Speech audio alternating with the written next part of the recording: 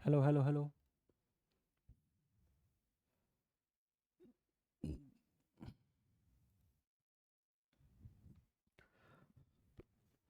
Good evening everyone. Quickly join करो session.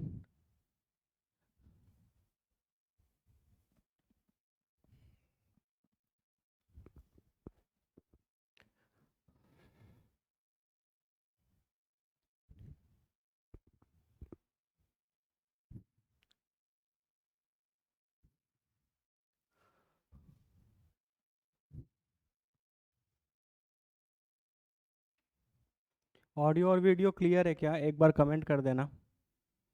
Audio और video clear है क्या?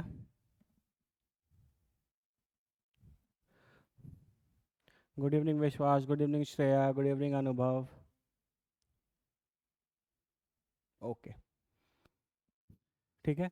तो अभी तक हमने काइनेमेटिक्स में डिस्टेंस, डिस्प्लेसमेंट, वेलोसिटी, एक्सेलरेशन, है ना, इनको बहुत डिटेल में अच्छे से कवर कर लिया है। ठीक है, और लास्ट क्लास में हमने एवरेज और इंस्टेंटेनियस के बीच में क्या डिफरेंस है इसको भी थोड़ा सा देखा था। ठीक है, तो एवरेज और इंस्टेंटेनियस वाली चीज़ें तो आगे और डिटेल में हम लोग करेंगे, बहुत क्वेश्चंस भी उस पर प्रैक्टिस करेंगे। ठीक है, लेकिन उससे पहले कुछ और बेसिक चीज़ें हम लोग कर लेते हैं। ठीक है, चलो लेट्स स्टार्ट। तो हमने बेसिकली तीन फिजिकल क्वांटिटीज़ के बारे में डिटेल में स्टडी किया है ना। एक है आपका डिस्प्लेसमेंट, फिर वेलोसिटी, और फिर एक्सेलरेशन। ये तीन ऐसे फिजिकल क्वांटिटीज़ हैं जिनके बारे में हमने इन डेप्थ स्टडी किया है। डिस्प्लेसमेंट, वेलोसिटी, और ये हो गया आपका एक्सेलरेशन। नोटेशन के तौर पर आए तो बाबू पूरे चैप्टर में हम लोग डिस्प्लेसमेंट को एस से लिखेंगे, वेलोसिटी को वी से, और एक्सेलरेशन को ए से लिखेंगे। ठीक है, तो बेसिकली अगर हम आपसे पूछें कि वेलोसिटी क्या है तो आप जनरली डिफाइन करते हैं rate of change of velocity, sorry rate of change of displacement. हम आपसे पूछे कि एक्सेलरेशन क्या है तो आप डिफाइन करते हैं rate of change of velocity. ठीक है, लेकिन इन दिनों में हम कुछ और भी चीज़ें आपको बताना चाहेंगे। मैथ्स में आपने दो ऑपरेशंस पढ़े। मैथ्स में आपने दो ऑपरेशंस पढ़े। एक आपने पढ़ा है डिफरेंशिएशन, और एक आपने पढ़ा है इंटीग्रेशन। ठीक है, डिफरेंशिएशन और इंटीग्रेशन। डिफरेंशिएशन और इंटीग्रेशन दोनों एक दूसरे के उल्टे ऑपरेशंस हैं, है ना, रिवर्स ऑपरेशंस हैं। तो एक बात आप हमेशा याद रखना, कभी भी डिस्प्लेसमेंट से वेलोसिटी और वेलोसिटी से एक्सेलरेशन, मतलब आप आगे के डायरेक्शन में जाना चाह रहे हैं, है ना, इस डायरेक्शन में अगर आप कभी भी जाना चाह रहे हैं तो आपको डिफरेंशिएट करना पड़ेगा। क्या करना पड़ेगा? डिफरेंशिएट करना पड़ेगा। मतलब क्या है? अगर हम आपको डिस्प्लेसमेंट दे करके वेलोसिटी पूछें, इसका मतलब आप आगे जा रहे हैं, इसका मतलब आप डिफरेंशिएट करेंगे। अगर हम आपको वेलोसिटी दे करके एक्सेलरेशन पूछें, इसका मतलब वेलोसिटी दिया है और आगे की चीज़ पूछी जा रही है, तो आप हमेशा क्या करोगे? डिफरेंशिएट करोगे, है ना। इसीलिए आप लिख भी सकते हो कि v जो है वो आपका ds/dt है, और एक्सेलरेशन जो है वो आपका dv/dt है। दो बहुत फेमस और बहुत बेसिक रिलेशंस, है ना। v is equal to d s by d t. Velocity कैसे मिलेगा? डिस्प्लेसमेंट को डिफरेंशिएट करके। किसके रेस्पेक्ट में? टाइम के रेस्पेक्ट में। एक्सेलरेशन कैसे मिलेगा? वेलोसिटी को डिफरेंशिएट करके। किसके रेस्पेक्ट में? टाइम के रेस्पेक्ट में। ठीक है, तो हमेशा याद रखना बाबू, अगर तुमको आगे की चीज़ चाहिए तो तुमको हमेशा डिफरेंशिएट करना पड़ेगा, है ना। जैसे फॉर एग्जांपल अगर हम एक छोटा सा क्वेश्चन दे दें कि बॉडी की वेलोसिटी जो है वो 2t² + 4t है, 2t² + 4t है। हेलो, नहीं स्कूल का बोले थे।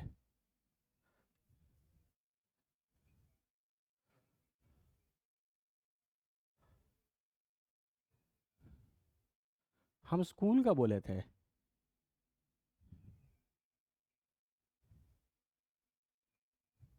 तो हम हटवा देते हैं उसको। हम साफ साफ बोल कर आए थे स्कूल का।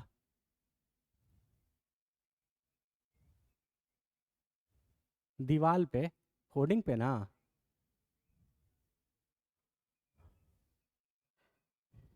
अच्छा ठीक है, अभी हम ऑनलाइन क्लास में बात करते हैं उससे थोड़ी देर में।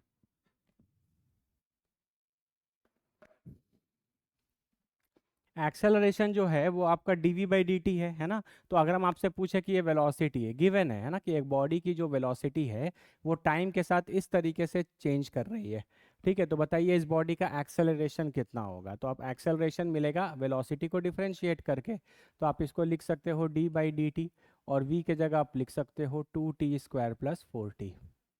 तो आप इसको डिफरेंशिएट करोगे तो d/dt of 2t² plus d/dt of 4t। तो ये कितना हो जाएगा, ये इसको डिफरेंशिएट करोगे तो 4t और उसको डिफरेंशिएट करोगे तो 4। तो ये आपके बॉडी का क्या आ गया, acceleration. This is the acceleration of the body. This is the acceleration of the body. ये बॉडी का क्या है, एक्सेलरेशन है। ठीक है, तो हमेशा याद रखना है ना, एक एग्जाम्पल के तौर पर जब कभी भी आपको आगे जाना हो तो आप बॉडी को आप क्या करते हैं, डिफरेंशिएट करते हैं। क्या करते हैं, डिफरेंशिएट करते हैं, है ना। जब कभी आप आगे जाएंगे, जैसे डिस्प्लेसमेंट दे और वेलोसिटी पूछे तो डिफरेंशिएट करेंगे किसको, डिस्प्लेसमेंट को, v = ds/dt। वेलोसिटी दे करके एक्सेलरेशन पूछे तो डिफरेंशिएट किसको करेंगे, वेलोसिटी को। ठीक है, ये बेसिक सा चीज़ है। उसी तरीके से अगर कभी उल्टा जाना हो तो क्या करना पड़ेगा,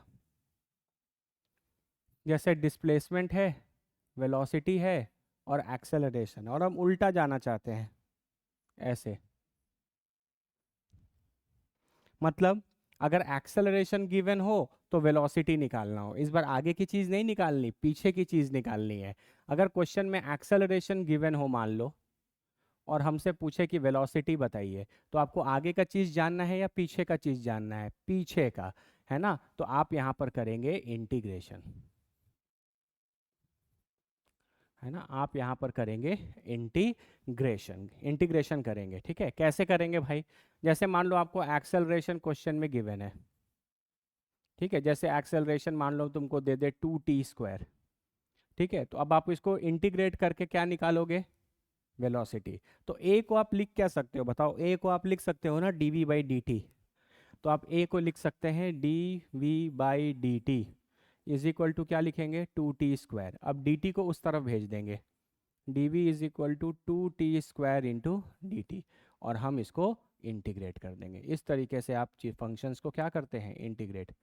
बेसिक मैथ्स में आपने डिफरेंशिएशन इंटीग्रेशन पढ़ लिया होगा, तो आपको अच्छे से समझ में आ रहा होगा कि हम किस तरीके से चीज़ों को कर रहे हैं, है ना। यहाँ के बाद आप इसको दो तरीके से सॉल्व कर सकते हैं, एक डेफिनिट इंटीग्रेशन और एक इनडेफिनिट इंटीग्रेशन।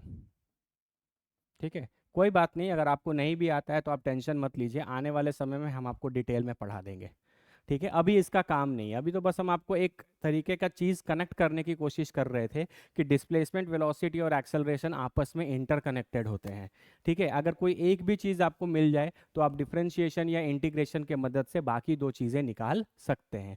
जैसे मान लो आपको किसी क्वेश्चन में हम डिस्प्लेसमेंट दे दें, तो आप उसको एक बार डिफरेंशिएट करोगे तो वेलोसिटी मिलेगा, और फिर उसको एक बार और डिफरेंशिएट कर दोगे तो एक्सेलरेशन मिल जाएगा।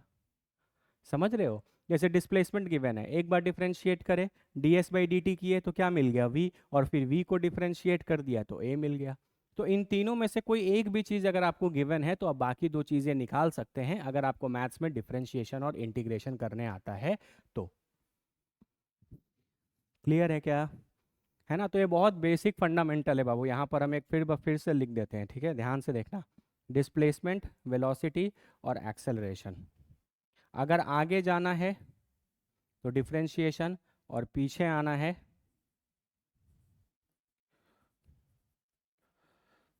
आगे जाना है तो डिफरेंशिएशन, और पीछे आना है तो इंटीग्रेशन।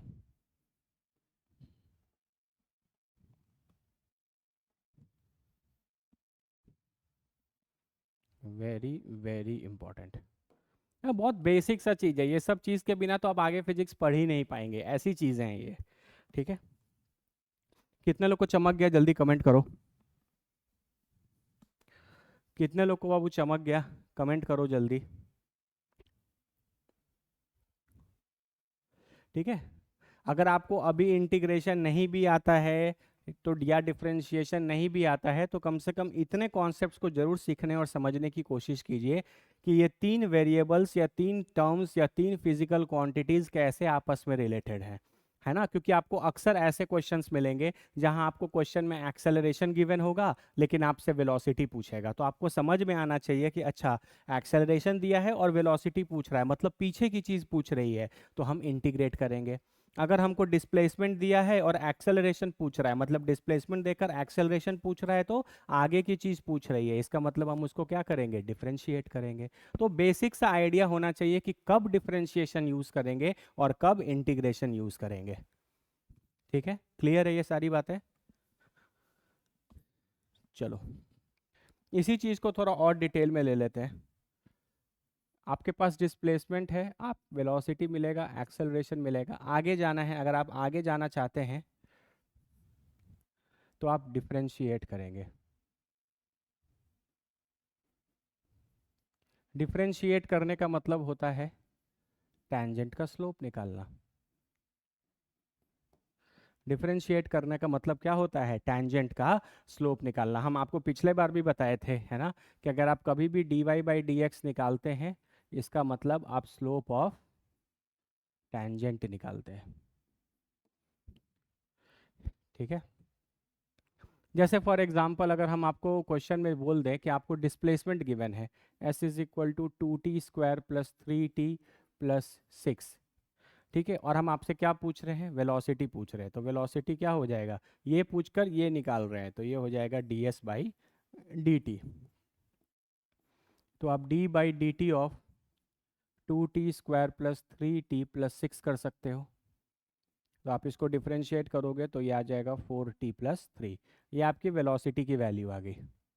ठीक है, अब आपसे मान लो आपसे पूछे कि velocity at t is equal to 3 second बताइए, तो आप 4 इंटू 3 प्लस 3 कर सकते हैं, तो वेलोसिटी कितना हो जाएगा 15 मीटर पर सेकेंड। हम आपसे पूछे velocity at t is equal to 4 second, तो आप क्या लिखेंगे 4 इंटू 4 प्लस 3 कितना 19 मीटर पर सेकेंड। ठीक है, अब इसका ग्राफिकल मतलब क्या है, ग्राफिकल मतलब है कि आप यहाँ एक ग्राफ बनाएंगे। ग्राफ किसके किसके बीच में बनेगा, ध्यान देना, v जो है वो ds बाई डी टी है, मतलब वेलोसिटी आपको किससे मिलेगा, टैंजेंट के स्लोप से मिलेगा। तो ग्राफ आपको किसके बीच में बनाना पड़ेगा, s वर्सेस टाइम, जो गिवन होता है उसका ग्राफ बनाते हैं। ठीक है, s वर्सेस टाइम, मान लेते हैं कि ये कुछ इस तरीके का ग्राफ है ना, ये s वर्सेस टाइम का ग्राफ है। तो आप कहाँ कहाँ पर वैल्यूज निकाले हैं, t इज इक्वल टू 3 और t इज इक्वल टू 4 पर। तो हम मान लेते हैं कि ये point t is equal to 3 है और ये वाला point t is equal to 4 है। तो हम क्या करेंगे, इसके कॉरस्पॉन्डिंगली हम ऊपर जाएंगे ग्राफ पे, इसके कॉरस्पॉन्डिंगली हम ऊपर जाएंगे ग्राफ पे और क्या ड्रॉ करेंगे वहाँ पे बताओ, टैंजेंट ड्रॉ करेंगे।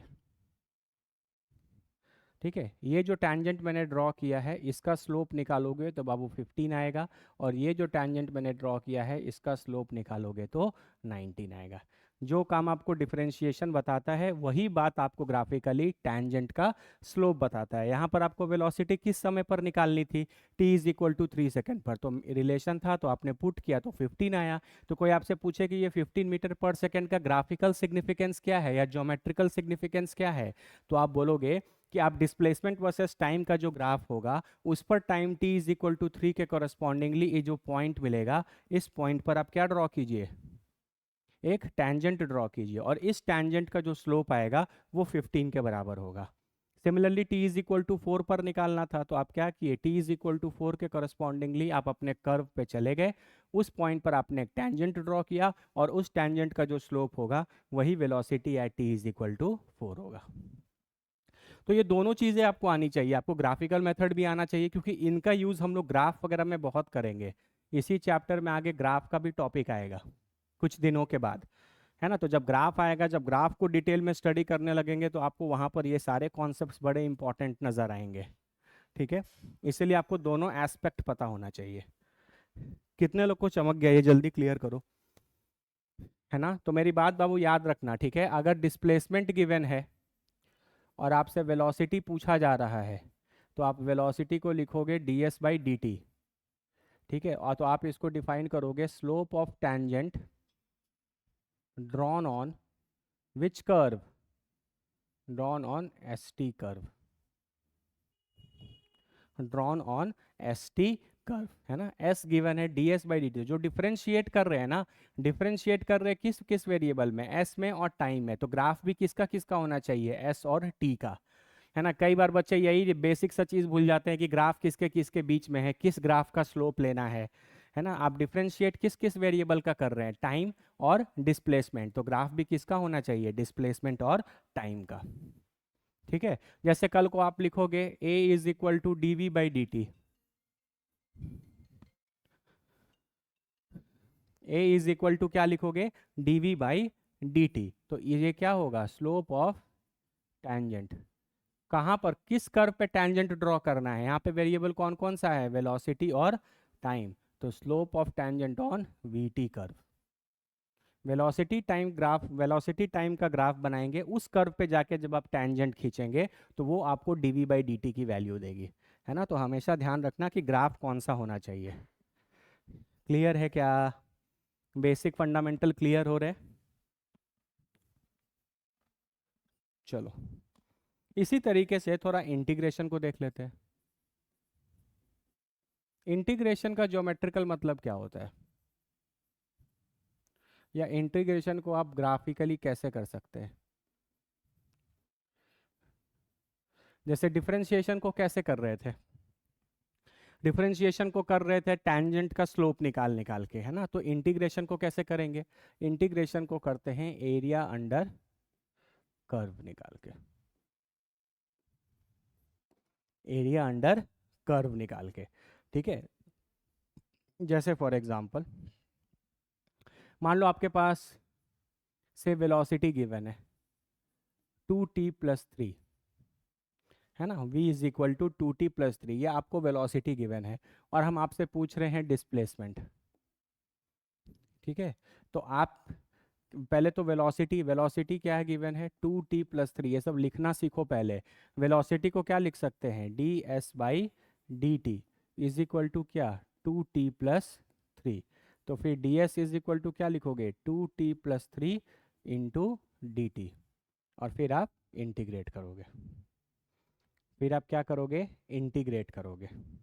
ठीक है, चलो ठीक है, तो आप इसको ds/dt, ये v है, तो ds इज इक्वल टू क्या लिखोगे, v इंटू dt, ये चीज़ आप इंटीग्रेट करोगे ऐसा। v की वैल्यू ही तो 2t+3 है। यहाँ पर कौन कौन से दो वेरिएबल हैं, इंटीग्रेशन, ये जो सांप जैसा दिख रहा है ना, इसको आप इंटीग्रेशन का साइन बोलते हैं। ये सब चीज़ें आपको पता होनी चाहिए। ठीक है, नहीं पता है तो बेसिक मैथ्स पढ़िए। ठीक है, यहाँ पर कौन कौन से दो वेरिएबल हैं, वेलोसिटी और टाइम। तो आप ग्राफ किसके किसके बीच का बनाएंगे, हमेशा याद रखना, इस सांप के अंदर जो दो वेरिएबल रहेंगे उसी दो वेरिएबल का ग्राफ बनेगा। इस यहाँ वेलोसिटी है और टाइम है, तो हम ग्राफ कौन सा बनाएंगे, वेलोसिटी और यहाँ पर टाइम। ठीक है, अब ये है 2t+3, तो 2t+3 जो है वो लगभग आपका कुछ ऐसा दिखेगा। ये y इंटरसेप्ट है 3, y is equal to 2t+3। Basic maths, straight line, है ना। किसी स्ट्रेट लाइन का इक्वेशन अगर आपको दिया हो तो आप उसका ग्राफ बना सकते हैं ना, इसका है ना, कंपेयर करके y is equal to mx+c से।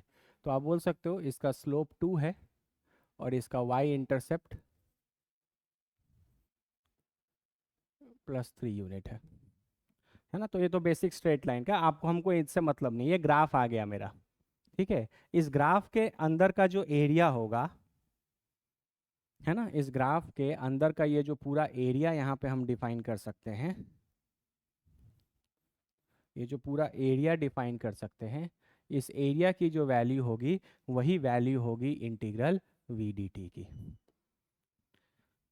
वही वैल्यू होगी इंटीग्रल वी डी टी। ये सब बेसिक मैथ्स की चीज़ें हैं बाबू। डिफरेंशिएशन करते हैं तो टैंजेंट का स्लोप पता चलता है, और जब आप इंटीग्रेशन करते हैं तो आप कोई ग्राफ बनाते हैं, उस ग्राफ के अंदर का आपको क्या मिलता है, एरिया। हमेशा याद रखना, पूरे फिजिक्स में, पूरे साइंस में जहाँ जहाँ इंटीग्रेशन आएगा वहाँ वहाँ आप एरिया निकाल सकते हैं। एरिया किसका, area under the curve, area under the curve. हम लोग डिटेल में क्वेश्चंस करेंगे बाबू, लेकिन समय आने पर। लेकिन बेसिक फंडामेंटल आपके स्ट्रांग होने चाहिए। क्वेश्चंस इतने करेंगे कि इन सारी चीज़ों में हम आपको मास्टर बना देंगे, डोंट वरी। ठीक है, फंडामेंटली आपको चीज़ समझ में आ रहा है। ठीक है, तो हमेशा याद रखना, देखो ग्राफ बड़ा इंपॉर्टेंट है। बच्चे बेसिक मिस्टेक कभी कभी ये कर देते हैं, उनको ये पता नहीं रहता कि किस ग्राफ का स्लोप लेना है, किस ग्राफ के अंदर का एरिया लेना है। हमेशा याद रखो, हम तुमको पहले से बता रहे हैं, जैसे आप डिफरेंशिएट कर रहे हैं तो अपने d y by d x या d v by d t इस चीज़ को देखो। ऊपर में जो वेरिएबल है वो वाई एक्सिस पर रहेगा, और नीचे जो वेरिएबल है वो एक्स एक्सिस पर रहेगा। तो ग्राफ आपको वी टी, मतलब वी टी ग्राफ बनाना है। उस पर आप कोई पॉइंट लेंगे, वहां जब टैंजेंट ड्रॉ करेंगे तो आपको एक्सेलरेशन की वैल्यू मिलेगी। v is equal to d s by d t. इस चीज़ को देखिए, यहाँ पर ऊपर में वेरिएबल s है, ये y एक्सिस पे रहेगा। नीचे में वेरिएबल t है, टाइम, वो सॉरी, ऊपर वाला y एक्सिस पे रहेगा और नीचे वाला x एक्सिस पे रहेगा। तो यानी आपको ग्राफ किसका किसके बीच का बनाना है, डिस्प्लेसमेंट और टाइम के बीच का बनाना है। तब आप इस कर्व पे कोई पॉइंट पे जाएंगे, वहाँ टेंजेंट ड्रॉ करेंगे तो आपको किसकी वैल्यू मिलेगी, वेलोसिटी की वैल्यू मिलेगी। सेम उसी तरीके से है ना, सेम बाबू उसी तरीके से जैसे आपको वेलोसिटी गिवन है और आपको डिस्प्लेसमेंट निकालना है, तो आप पहले ये लिखना सीखिए। लिखना इंपॉर्टेंट है। v को लिख सकते हैं D s by d T, D S को लिख सकते हैं दिस इंटू डी टी। ध्यान से देखोगे तो डी एस जो है वो इंटीग्रेशन वी डी टी। इस इंटीग्रेशन के अंदर की चीज़ों को देखा करो। यहाँ पर दो वेरिएबल है, एक v और एक t। जो वेरिएबल d के साथ रहेगा ये हमेशा x एक्सिस पर प्लॉट होगा, और जो वेरिएबल यहाँ इंडिपेंडेंट अलग रहेगा वो वाई एक्सिस पर प्लॉट होगा। इसका मतलब आपको ग्राफ किसके किसका बीच का बनाना है, वेलोसिटी वर्सेस टाइम का। वेलोसिटी वर्सेस टाइम का ग्राफ बनाया, और इस ग्राफ के नीचे का जो area, area under the curve, इस ग्राफ के जो नीचे का एरिया है वो आपको डिस्प्लेसमेंट की वैल्यू देगा। ठीक है, तो इसलिए याद रखना, इंटीग्रेशन का बेसिक मतलब होता है एरिया अंडर द कर्व, और इसका मतलब होता है स्लोप ऑफ टेंजेंट। ये तो क्लियर ही है। यहाँ तक कितने बच्चों को जल्दी जल्दी चमक गया, कमेंट करो।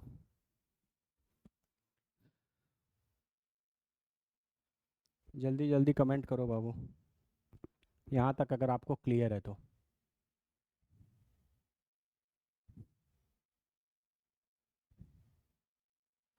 आपको बहुत अच्छे से पता होना चाहिए कि ग्राफ कौन सा ड्रॉ करना है, किस ग्राफ पे स्लोप ले, कब स्लोप लेना है और कब एरिया लेना है। डिफरेंशिएशन कर रहे हैं तो स्लोप लेंगे, इंटीग्रेशन कर रहे हैं तो एरिया अंडर लेंगे। ठीक है, ग्राफ किसका बनाना है वो भी क्लियर होना चाहिए। ठीक है, क्लियर है, आगे बढ़े हम लोग। चलो,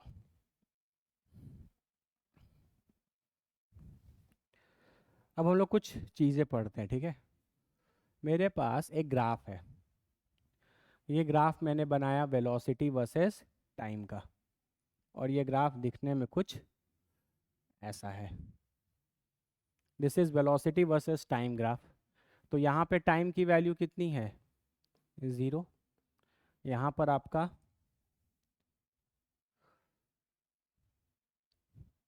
time t is equal to t है। तो यहाँ पे जो वेलोसिटी है इसको हम लोग हमेशा क्या बोलेंगे, इनिशियल वेलोसिटी।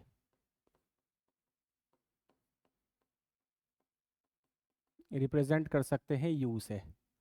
और time t is equal to t पर यहाँ जो वेलोसिटी है इसको हम बोल सकते हैं v, मतलब फाइनल वेलोसिटी। जनरल नोटेशन से आप 9th क्लास से पढ़ते आ रहे हैं,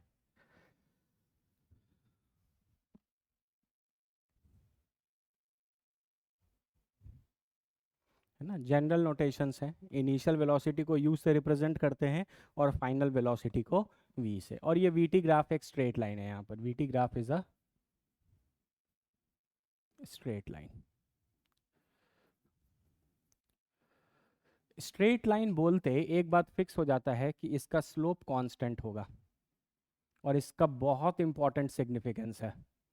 एक स्ट्रेट लाइन का जो स्लोप है वो हमेशा क्या होता है, कांस्टेंट होता है ना। बेसिक मैथ्स की चीज़ है, स्ट्रेट लाइन का स्लोप कभी चेंज नहीं करता, है ना। कहने का मतलब है कि आप एक स्ट्रेट लाइन पर किसी भी पॉइंट पे टैंजेंट खींचोगे तो वो टैंजेंट आपको सेम ही डायरेक्शन में रहेगा, तो उसका स्लोप कभी चेंज नहीं होता। एक स्ट्रेट लाइन का स्लोप हमेशा कांस्टेंट रहता है, ठीक है।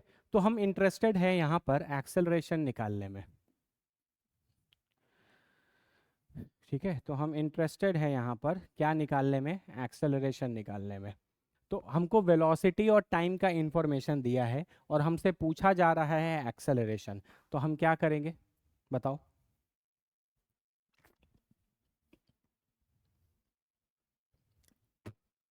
बोलो बाबू, तुम बताओ बताओ जल्दी बताओ क्या करें। वेलोसिटी टाइम का इंफॉर्मेशन दिया, ग्राफ बना दिया है, इसका मतलब आपको वेलोसिटी टाइम के बारे में वो बता रहा है कुछ। अब आपको निकालना है एक्सेलरेशन, तो आप क्या करेंगे, वेरी गुड, डिफरेंशिएट करेंगे। क्या करेंगे, डिफरेंशिएट करेंगे। तो a is equal to d v by d t. अच्छा, अगर हमको फंक्शन देता तो हम डिफरेंशिएट कर लेते हैं, लेकिन जब हमको ग्राफ दिया है तो हम क्या निकाल लेंगे, स्लोप निकाल लेंगे। क्या निकाल लेंगे, स्लोप निकाल लेंगे। तो स्ट्रेट लाइन का स्लोप निकाल लेते हैं। तो स्ट्रेट लाइन का ये जो पॉइंट है, इस पॉइंट का कोऑर्डिनेट 0 कॉमा यू होगा और इस पॉइंट का कोऑर्डिनेट t कॉमा वी होगा। देखो यहाँ टाइम 0 है और वेलोसिटी u है, यहाँ टाइम t है और वेलोसिटी v है।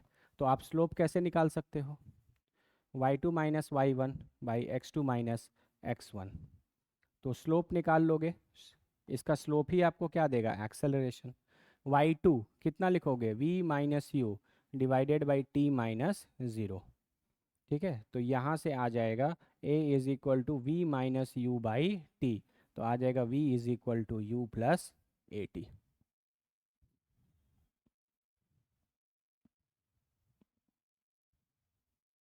v is equal to u plus a t, या इसको हम लोग बोलते हैं फर्स्ट इक्वेशन ऑफ मोशन, है ना, first equation of motion.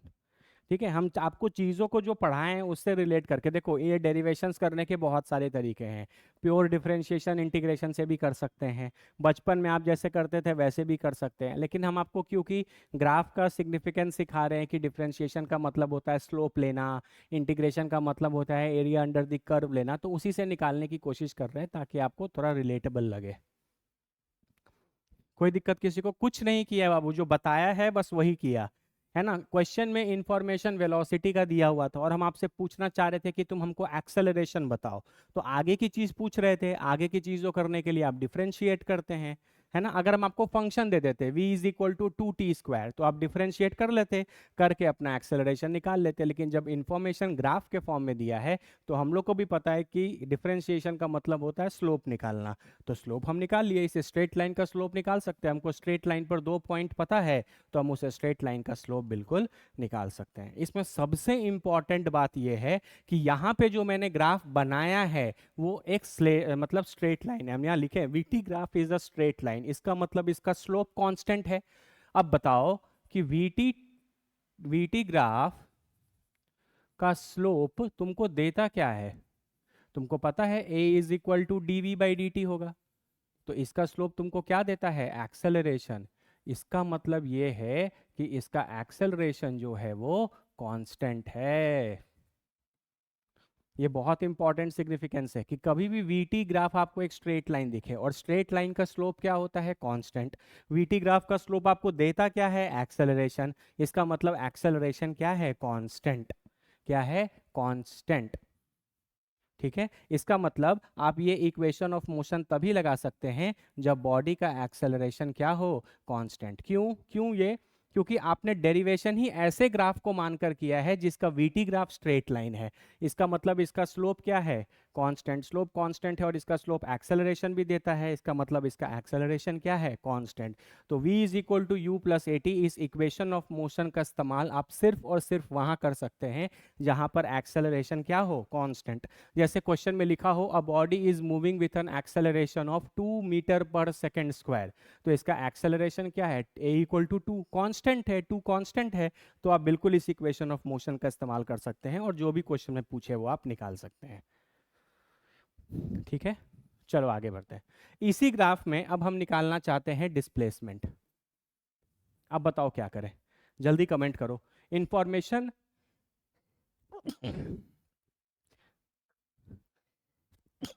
Sorry, information Babu velocity का दिया है और पूछ हम तुमसे डिस्प्लेसमेंट रहे हैं, बताओ क्या करना चाहिए हमको। जल्दी जल्दी कमेंट करो। क्वेश्चन में इंफॉर्मेशन दिया है वेलोसिटी का और हम इस बार जानने में इंटरेस्टेड हैं डिस्प्लेसमेंट। तो बताइए, बताओ क्या करें, जल्दी कमेंट करो।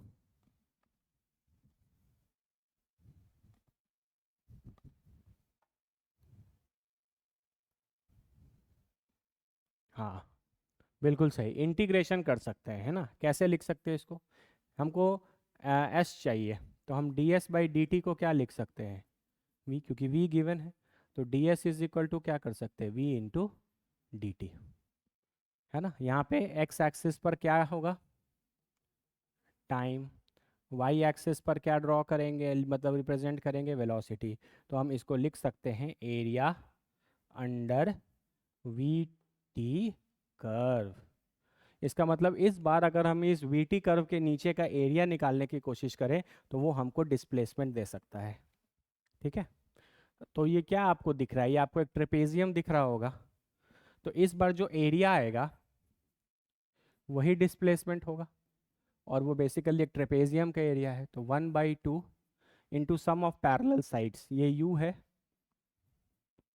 और ये v है पूरा, इंटू हाइट, हाइट ये है, दिस इज टाइम।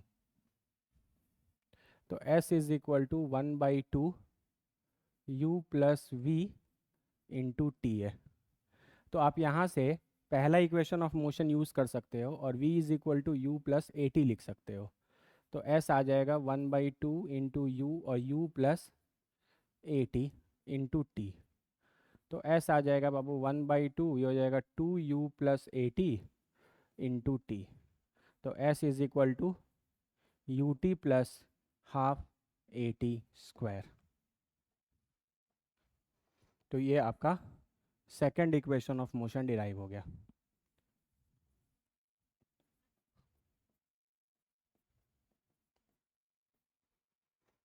ठीक है, ये भी किस ग्राफ से निकाला गया है, ये भी किस कर्व से निकाला गया है, इसी कर्व से निकाला गया है। मतलब वेलोसिटी टाइम ग्राफ जो स्ट्रेट लाइन था उसी वाले कर्व से आपने ये भी निकाला है।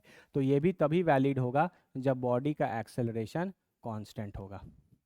बाबू ये बहुत इंपॉर्टेंट है, कुछ बच्चों को कुछ पता नहीं रहता, उनको लगता है कि ये 3 फॉर्मूले हैं मेरे पास, अभी एक और इक्वेशन आएगा, इन तीनों इक्वेशन को तो हम कभी भी यूज़ कर सकते हैं। नहीं, इन क्वेश्चंस को सिर्फ और सिर्फ तब इस्तेमाल किया जा सकता है जब बॉडी का एक्सेलरेशन कांस्टेंट हो, क्योंकि ये सारे इक्वेशन हम डिराइव कर रहे हैं वेलोसिटी टाइम ग्राफ को एक स्ट्रेट लाइन मान के, और स्ट्रेट लाइन का स्लोप हमेशा कांस्टेंट होता है, और वेलोसिटी टाइम ग्राफ का स्लोप आपको एक्सेलरेशन देता है, और स्लोप कांस्टेंट है मतलब एक्सेलरेशन कांस्टेंट है। मेरी बात समझ में आ रही है। तो ये आपका सेकंड इक्वेशन ऑफ मोशन हो गया। ठीक है, फिर आप तीसरा इक्वेशन ऑफ मोशन भी कर सकते हो, v is equal to u plus a t है। तो आप इसका दोनों तरफ स्क्वायर कर दो, तो ये हो जाएगा u प्लस ए टी का whole square, v square equal to u square plus a square t square plus 2u a T.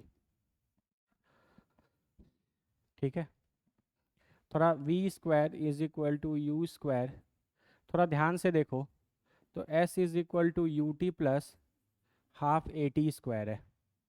तो अगर आप थोड़ा ध्यान से ऐसे करो तो ये हो जाएगा 2ut plus a t square equal to 2s। ठीक है, इसी को एलसीएम लेके इधर भेज दिया, पूरे में a मल्टीप्लाई कर दो, तो 2as इज इक्वल टू हो जाएगा 2u plus a square t square. देखो, a से मल्टीप्लाई कर दिया दोनों तरफ, तो इस पूरे चीज़ की value 2u plus a square t square के जगह आप 2as लिख सकते हैं, वही चीज़ तो यहाँ पे भी है। तो आप यहाँ पे लिख सकते हो 2as। तो v square is equal to u square plus 2as है। ये आपका थर्ड इक्वेशन ऑफ मोशन आ गया। This is third equation of motion. है ना, कुछ नहीं किया है, बस उन्हीं दोनों को यूज़ करके, है ना, ये देखो ये वाला इक्वेशन यूज़ हो गया और ये वाला इक्वेशन, इन्हीं दोनों इक्वेशन नंबर 1 और इक्वेशन नंबर 2 को यूज़ करके ही आपका तीसरा इक्वेशन आ जा रहा है ना। तो ये तीन आपके इक्वेशंस ऑफ मोशन हैं, ठीक है। v is equal to u plus a t, s is equal to u t plus half a t square, and v square equal to u square plus 2as। याद रखना, इनका इस्तेमाल सिर्फ और सिर्फ तब होता है जब एक्सेलरेशन कांस्टेंट होता है, ठीक है। जैसे मान लो क्वेश्चन में दिया है a body is moving with an acceleration of 10 metre per second square, तो साफ साफ दिख रहा है कि एक्सेलरेशन की वैल्यू 10 है और ये क्या है, कांस्टेंट। तो इसमें कुछ भी निकालना हो, डिस्प्लेसमेंट निकालना हो, वेलोसिटी निकालना हो, एक्सेलरेशन तो दिया ही है, टाइम निकालना हो, कुछ भी निकालना हो, आप मस्त इक्वेशन ऑफ मोशन इस यूज़ कर सकते हैं, इक्वेशन ऑफ मोशन यूज़ कर सकते हैं। लेकिन वहीं किसी क्वेश्चन में दिया हो कि किसी का एक्सेलरेशन 2t स्क्वायर है, अब ये एक्सेलरेशन कांस्टेंट है, ये एक्सेलरेशन टाइम पे डिपेंड कर रहा है, जैसे जैसे समय टाइम चेंज करता जाएगा एक्सेलरेशन की वैल्यू चेंज करती जाएगी, तो आप लिखोगे यहाँ का एक्सेलरेशन कांस्टेंट नहीं है। तो आप यहाँ पे कुछ भी नहीं, मान लो वेलोसिटी पूछ ले, डिस्प्लेसमेंट पूछे, है ना, ये सारी चीज़ें निकालनी है, तो we can not use equation of motion, हम लोग इक्वेशन ऑफ मोशन का यूज नहीं कर सकते, है ना। बहुत बेसिक सा चीज़ है बाबू, आपको कब करना है कब नहीं करना, है ना। अब जनरली क्या होता है, बच्चों को ये तीन इक्वेशन बड़े इजी लगते हैं लगाने, कुछ भी पूछे तो आप निकाल लेते हैं ना, इट्स इजी, तो उनको लगता है कहीं पे भी लगा देंगे, हमें कहीं पर भी नहीं लगा सकते। इक्वेशंस ऑफ मोशन का इस्तेमाल सिर्फ और सिर्फ वहीं किया जा सकता है जहाँ एक्सेलरेशन कांस्टेंट हो, ठीक है। थोड़ा देखना, ये मान लो हम तुमसे पूछें, ये वेलोसिटी और टाइम ग्राफ है और इस बार कुछ ऐसा है, ये तुमको वेलोसिटी वर्सेस टाइम ग्राफ है, कमेंट करके बताओ कि तुम यहाँ इक्वेशन ऑफ मोशन यूज़ करोगे कि नहीं यूज़ करोगे, जल्दी कमेंट करो, कमेंट करके हमको बताओ कि तुम इस ग्राफ के लिए या इस गिवन इंफॉर्मेशन वाले क्वेश्चन में आप यूज़ करेंगे कि नहीं करेंगे, इक्वेशंस ऑफ मोशन का इस्तेमाल आप करेंगे या नहीं करेंगे।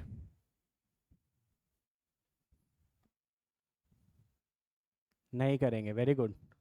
यहाँ पे इक्वेशंस ऑफ मोशन यूज़ नहीं होगा क्योंकि acceleration is not equal to constant, क्योंकि v t graph is not a straight line, क्योंकि वी टी ग्राफ एक स्ट्रेट लाइन नहीं है, सिर्फ और सिर्फ स्ट्रेट लाइन का स्लोप कांस्टेंट होता है, किसी भी कर्व का कभी भी स्लोप कांस्टेंट नहीं होगा। आप यहाँ लिख लो चाहो तो, स्ट्रेट लाइन है तो स्लोप कांस्टेंट होगा, अगर कोई कर्व है तो इसका कभी भी स्लोप कांस्टेंट नहीं होगा, एकदम बेसिक चीज़ है, कभी मिस्टेक नहीं होना चाहिए। स्ट्रेट लाइन का स्लोप हमेशा कांस्टेंट होता है, दुनिया में किसी भी कर्व का स्लोप कांस्टेंट नहीं होगा। तो साफ साफ वेलोसिटी टाइम ग्राफ एक कर्व दिख रहा है, दिस इज अ कर्व, इसका मतलब इसका स्लोप कांस्टेंट नहीं है। और वीटी ग्राफ का स्लोप क्या देता है, एक्सेलरेशन, क्योंकि a equal to d v by d t होता है, तो इसका मतलब इसका एक्सेलरेशन कांस्टेंट नहीं है। तो कुछ भी पूछे, मान लो इसमें आपसे डिस्प्लेसमेंट पूछ ले, है ना, तो आप यहाँ पर नॉर्मल इक्वेशंस ऑफ मोशन का इस्तेमाल नहीं कर सकते, या यहाँ पर एक्सेलरेशन पूछ ले तो आप यहाँ पर नॉर्मल इक्वेशंस ऑफ मोशन का इस्तेमाल नहीं कर सकते, क्योंकि यहाँ का एक्सेलरेशन जो है वो कांस्टेंट नहीं है। आप बेसिक फंडामेंटल समझ लो कि आपने ये सारे इक्वेशंस डिराइव किए हैं इस ग्राफ से, और ये ग्राफ आपने बनाया है स्ट्रेट लाइन, ये स्ट्रेट लाइन बनाया है तभी आपने एरिया ऑफ ट्रेपेजियम निकाला है, तभी आपने इस स्ट्रेट लाइन का स्लोप निकाला है। तो जो इक्वेशन डिराइव इस वाले ग्राफ से हुए हैं, स्ट्रेट लाइन मानकर हुए हैं, वो लगेंगे भी उसी जगह, है ना। तो हमेशा बेसिक फंडामेंटल्स क्लियर रखना है। Equations of motion are only applicable when acceleration of the body is constant. एक बार बाबू अच्छे से इन चीज़ों को देख लो, फिर हम लोग थोड़ा सा आगे बढ़ेंगे, ठीक है।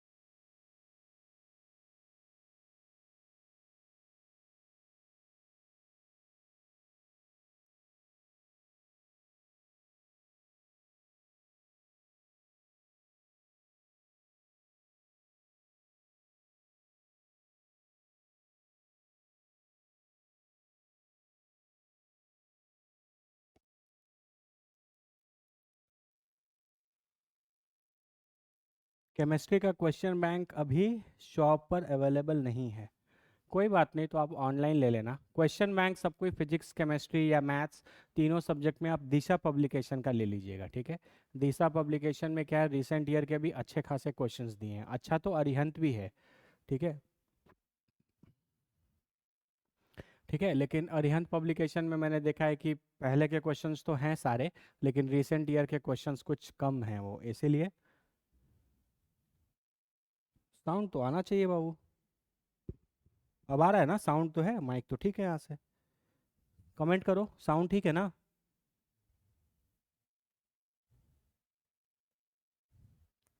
साउंड आ रहा है ना?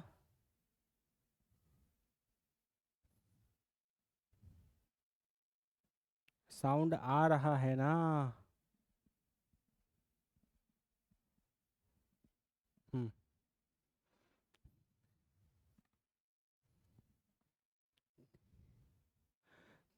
हाँ ठीक है, तो बाबू क्वेश्चन बैंक जल्दी जल्दी ले लो, है ना, क्योंकि क्वेश्चन बैंक जैसे केमिस्ट्री वगैरह में हम तुमको होमवर्क देते जाएंगे।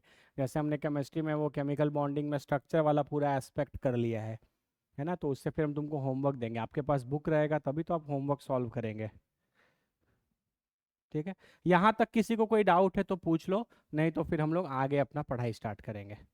है ना, यहाँ तक आप अच्छे से, कोई कोई भी डाउट है तो प्लीज़ पूछ लो, नहीं तो जल्दी जल्दी बल्ब जला दो ताकि हमको समझ में आ जाए कि आपको चमक गया है।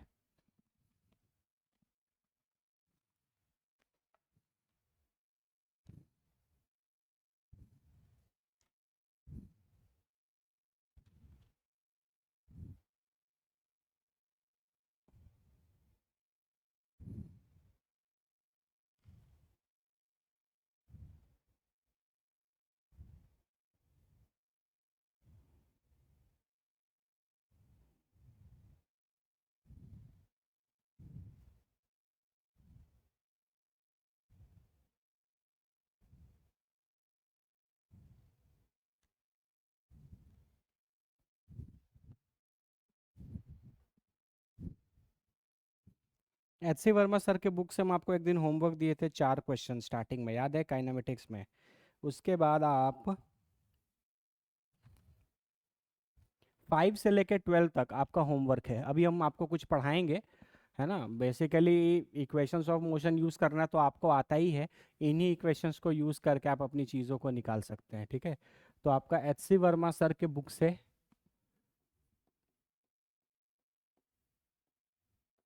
क्वेश्चन नंबर 5 to 12 होमवर्क है। क्वेश्चन नंबर 1 to 4 हमने ऑलरेडी कर लिया था, जिस हम लोग एवरेज स्पीड, एवरेज वेलोसिटी ये सब कर रहे थे, तो ठीक है, 5 से 12 तक। ठीक है, ट्राई करो इनको, जो डाउट होगा वो कल कल के क्लास में डिस्कस करेंगे। ठीक है, ये आपका होमवर्क है। ठीक है, सारे आपके इक्वेशंस ऑफ मोशन और एवरेज और इंस्टेंटेनियस चीज़ें क्या होती हैं, बस उसी पर सारी चीज़ें हैं, आप हैं बन जाएंगी आराम से।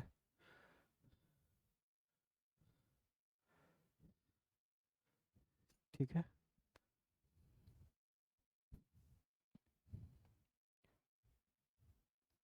अब हम लोग स्टार्ट करेंगे 1 dimensional motion with constant acceleration.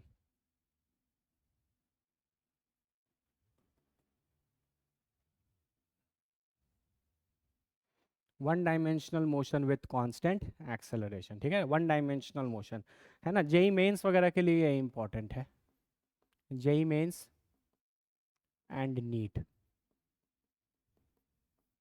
है ना। जेई मेंस और नीट में 1 dimensional motion with constant acceleration के क्वेश्चन हर साल ही आते हैं, है ना। इसमें इसको हम लोग बहुत बेसिक से स्टार्ट करके बहुत अच्छे लेवल तक जाएंगे, अच्छे अच्छे क्वेश्चंस भी करेंगे, लेकिन टाइम बिंग के लिए, है ना। अब इम्पॉर्टेंट बात क्या है, 2 चीज़ें हैं। मोशन जो है वो 1 डायमेंशनल है। 1 डायमेंशनल का मतलब होता है motion along a straight line. ठीक है, motion along a straight line, जैसे आपके पास ये एक मान लीजिए स्ट्रेट लाइन है, आपका बॉडी जो है वो हमेशा इसी स्ट्रेट लाइन पर चलता रहेगा। या जो सबसे कॉमन इनमें क्वेश्चंस मिलेंगे वो इस तरीके के, आपके पास एक बॉल है, आपने इसको ऊपर किसी वेलोसिटी, आपने इसको ऊपर किसी वेलोसिटी u से फेंक दिया, तो ये बॉल सीधा सीधा ऊपर जाएगा, रुकेगा, फिर रुक कर नीचे आएगा। ये सारा मोशन हमने डिस्क्राइब कर लिया है पहले, ठीक है, लेक्चर नंबर 4 में या 3 में देख लेना। ठीक है, तो ये ऊपर गया या ऊपर से नीचे आया, है ना, ये 1 डायमेंशनल ही है। नीचे से ऊपर जाए एक स्ट्रेट लाइन में ही जाएगा, या ऊपर से नीचे आए एक स्ट्रेट लाइन में ही आएगा। तो ये सब कुछ एग्जाम्पल्स हैं 1 डायमेंशनल मोशन के। और अच्छी बात क्या है कि एक्सेलरेशन जो है वो कांस्टेंट है। इसका मतलब आप मस्त यहाँ पे इक्वेशंस ऑफ मोशन का इस्तेमाल कर सकते हैं, है ना। इक्वेशंस ऑफ मोशन का मस्त इस्तेमाल आप कर सकते हैं, कोई दिक्कत नहीं है। ठीक है, v equal to u plus a t, s equal to u t plus half a t square, और v square equal to u square plus 2s, इनके मदद से आप आराम से चीज़ों को निकाल सकते हैं। ठीक है, कोई दिक्कत। चलो, तो मान लेते हैं बाबू, देखो आपके पास एक बॉल है, ठीक है। इस बॉल को आप ऊपर u वेलोसिटी से फेंक रहे हैं, ठीक है। तो ये बॉल ऊपर जाएगा,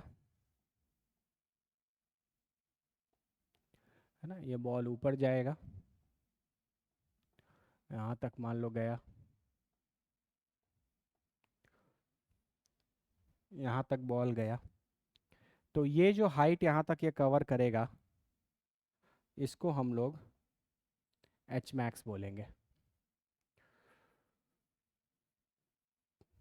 है ना। मैक्सिमम हाइट ये बॉल जा रहा है ना। आप एक बॉल है, यू पे यू एक बॉल है, आप यू की वेलोसिटी से उसको फेंक रहे हो, ठीक है, और मैक्सिमम हाइट तक ये जा रहा है, ठीक है, कोई दिक्कत नहीं है।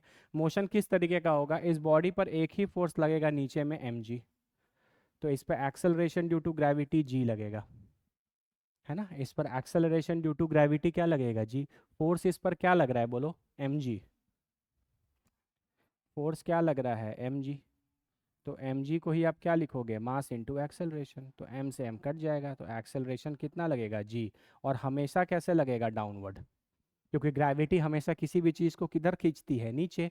तो फोर्स का जो डायरेक्शन होता है वही एक्सेलरेशन का डायरेक्शन होता है। ग्रेविटी हमेशा नीचे लगेगा, तो एक्सेलरेशन ड्यू टू ग्रेविटी भी नीचे लगेगा। और इस g की वैल्यू होती है 9.8 मीटर पर सेकेंड स्क्वायर, या approximately 10 metre per second square, ठीक है। अब देखो ये 9.8 मीटर पर सेकेंड स्क्वायर या 10 मीटर पर सेकेंड स्क्वायर तो कांस्टेंट ही है ना, हमेशा वैल्यू इतनी ही होगी, इसीलिए आप इक्वेशंस ऑफ मोशन यहाँ पे यूज कर सकते हैं। मोशन होगा कैसा, वेलोसिटी ऊपर, फोर्स लग रहा है नीचे, तो रिटार्डेशन होगा, क्या होगा, रिटार्डेशन। यहाँ से यहाँ जैसे ये ऊपर जाते जाएगा, तो ये इस बॉडी में पहले क्या होगा, रिटार्डेशन। मतलब जैसे जैसे बॉडी ऊपर जाते जाएगा इसकी वेलोसिटी घटते चली जाएगी, क्यों, क्योंकि मोशन का डायरेक्शन ये, मतलब वेलोसिटी का ये डायरेक्शन, और एक्सेलरेशन इसके अपोजिट है। सारी बातें मैंने फुल डिटेल में बाबू डिस्कस कर ली है, आप लास्ट लेक्चर देखिए, आपको लॉजिक क्लियर हो जाएगा।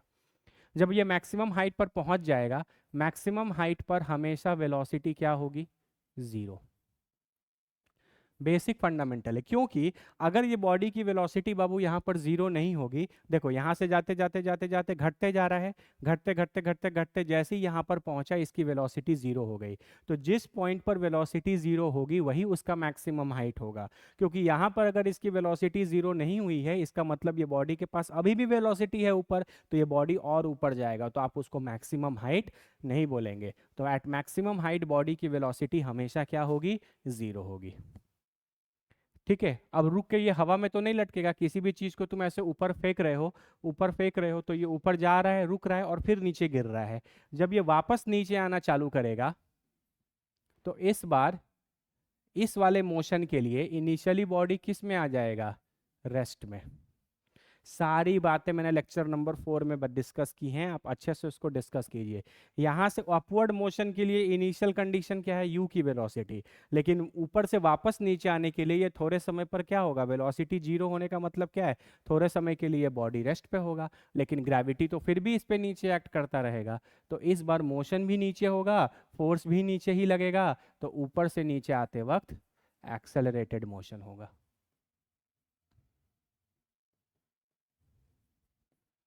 ऊपर से नीचे आते वक्त एक्सेलरेटेड मोशन होगा, ठीक है। इस टाइप के क्वेश्चंस बाबू बहुत आते हैं, हर साल ही क्वेश्चंस आते ही रहते हैं इस पे, ठीक है। और इस पे जितने ज़्यादा क्वेश्चंस हम लोग प्रैक्टिस करेंगे ना, इस टाइप के मोशन में आप और कंफर्टेबल होते जाएंगे, और आपको इनके बारे में और अच्छी अच्छी बातें पता चलेंगी, ठीक है। वो हम लोग क्वेश्चन से ही करेंगे, कोई दिक्कत। चलो, एक चीज़ बाबू जो हम आपको हमेशा बताएंगे, आप वेक्टर्स के साथ खेल रहे हो, है ना। यहाँ पे डिस्प्लेसमेंट है ना, डिस्प्लेसमेंट, वेलोसिटी, एक्सेलरेशन, ये सब वेक्टर्स हैं, और वेक्टर्स के पास डायरेक्शन होता है। इसीलिए तुम हमेशा मेरी एक बात याद रखना, हम लोग हमेशा इस चीज को फॉलो करेंगे, मोशन के डायरेक्शन को, मोशन के डायरेक्शन को हम लोग हमेशा पॉजिटिव ट्रीट करेंगे, ठीक है। इसका मतलब जो जो वेक्टर्स मेरे मोशन के डायरेक्शन में होंगे उन सबको हम प्लस साइन के साथ लिखेंगे, और जो जो मेरे मोशन के अपोजिट डायरेक्शन में होंगे उनको हम माइनस साइन के साथ लिखेंगे, है ना। यहाँ पे साइन का बड़ा इंपॉर्टेंट है, यू को +30 लेना था, आप -30 लेके बना देंगे तो आपका आंसर गलत आ जाएगा। इसीलिए किसको पॉजिटिव लेना है किसको नेगेटिव लेना है उसके लिए एक साइन कन्वेंशन आप अपने मन से डिसाइड कर सकते हैं।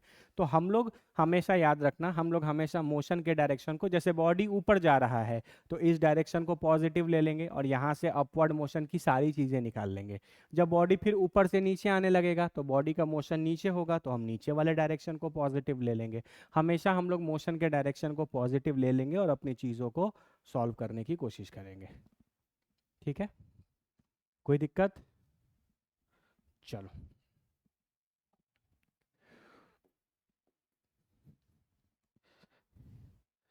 चलो कुछ क्वेश्चन करते हैं।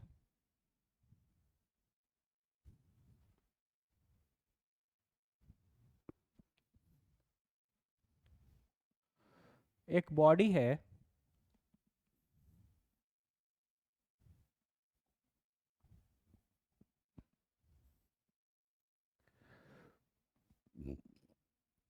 इसको 40 मीटर के टावर से फेंका गया ऊपर। तुम बस देखो, आज के दिन तुम बस क्वेश्चंस देखो, फिर अगले क्लास में हम तुमको कुछ कुछ बनाने के लिए भी देंगे। ठीक है, आराम से 1-2 क्लास लगाएंगे, चीज़ों को सीख जाएंगे पूरे तरीके से। ये सब टॉपिक ऐसे होते हैं, अगर आप अच्छे से प्रैक्टिस कर लोगे तो आपके शॉर्ट होते हैं कि क्वेश्चन एग्जाम में आएगा तो बन ही जाएगा। ठीक है, एक 40 मीटर टॉल बिल्डिंग है बाबू, ठीक है, और इसके ऊपर से आप एक बॉल को फेंक रहे हैं।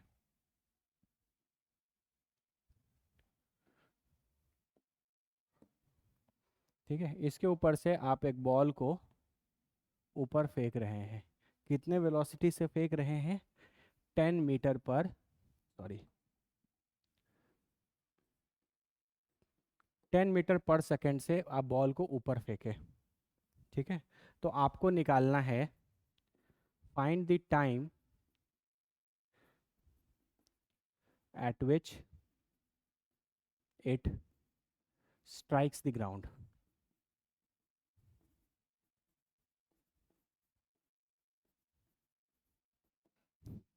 ठीक है, find the time eight which it strikes the ground.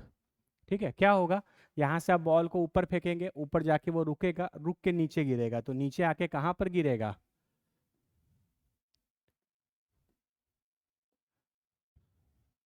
नीचे आकर कहाँ पर गिरेगा?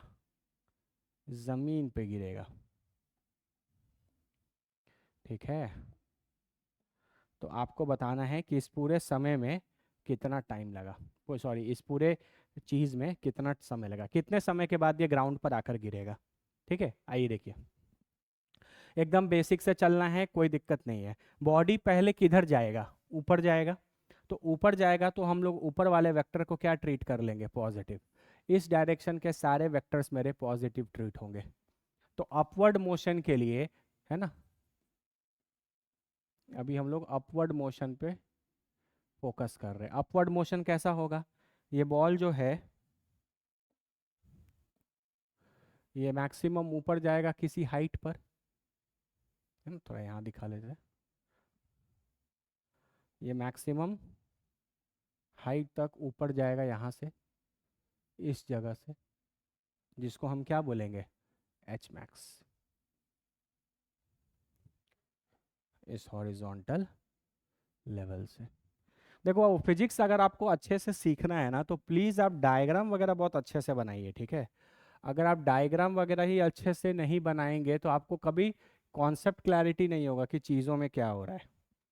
तो क्वेश्चन ये बोल रहा है कि आपके पास एक 40 मीटर टॉल बिल्डिंग है, वहाँ पर उसके छत पर से 10 मीटर पर सेकंड की स्पीड से आप एक बॉल को ऊपर फेंके, तो बॉल पहले ऊपर जाएगा एक मैक्सिमम हाइट पर, वहाँ पर रुकेगा और फिर रुक कर पूरा नीचे आके ज़मीन पर गिरेगा।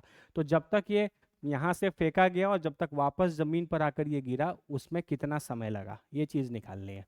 तो मैंने अपवर्ड मोशन को क्या ले, अपवर्ड मोशन के लिए को पॉजिटिव ट्रीट कर लिया इसको, तो आप इसको क्या बोलोगे? ये इनिशियल वेलोसिटी है, तो u की वैल्यू कितनी लिखी जाएगी? +10 मीटर पर सेकेंड।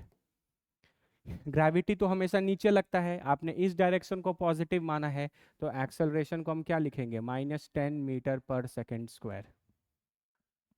कोई दिक्कत किसी को? चलो, तो यहाँ से यहाँ तक जाने में उसको कितना समय लगेगा, यहाँ से यहाँ तक जाने में उसको कितना समय लगेगा, तो v is equal to u plus a t कर सकते हैं, क्योंकि मैक्सिमम हाइट तक जाएगा तो इस पॉइंट पर उसकी वेलोसिटी जीरो होगी। एट मैक्सिमम हाइट वेलोसिटी कितनी होती है, जीरो। तो हम इसको जीरो कर सकते हैं, u की वैल्यू को 10, एक्सेलरेशन -10t, तो 10 इज इक्वल टू 10t, तो t is equal to 1 second. तो यहाँ से यहाँ तक जाने में, मतलब इस जगह से मैक्सिमम हाइट तक जाने में उसको कितना समय लगा, t is equal to 1 second लगा। ठीक है, अब ये बॉडी ऊपर से लेके ऊपर से चलते चलते नीचे तक आना चाहता है, तो कितना इसको समय लगेगा ये भी देख लिया जाए। अब कैसा मोशन है, डाउनवर्ड मोशन है। ठीक है, ये कितना हाइट ऊपर गया ये भी निकाला जा सकता है। ये कितना हाइट ऊपर गया, s is equal to u t plus, या वी स्क्वायर, ये भी कर सकते हो, कुछ भी कर सकते हो, v square is equal to u square plus 2as। तो मैक्सिमम हाइट पर v क्या हो जाएगा, जीरो, तो ये जीरो हो गया। u कितना था, 10, 10 का स्क्वायर कितना हो जाएगा, 100, प्लस 2 इंटू एक्सेलरेशन कितना, -10 इंटू कितना s, तो 100 will be equal to 20s, तो s will be equal to 5 metres, s will be equal to 5 metres. यहाँ से ऊपर ये जो h मैक्स है ये कितना आया, 5 मीटर आया, 5 मीटर ऊपर गया, ये सही है ना। u 100, 2 इंटू एक्सेलरेशन इज -10, सही है। तो कितना ऊपर गया, 5 मीटर, सही आ रहा है ना। u है 10 प्लस 2 इंटू एक्सेलरेशन इज -10, ठीक है। s कितना हो गया, 5 मीटर, s कितना हो गया बोलो, 5 मीटर्स हो गया।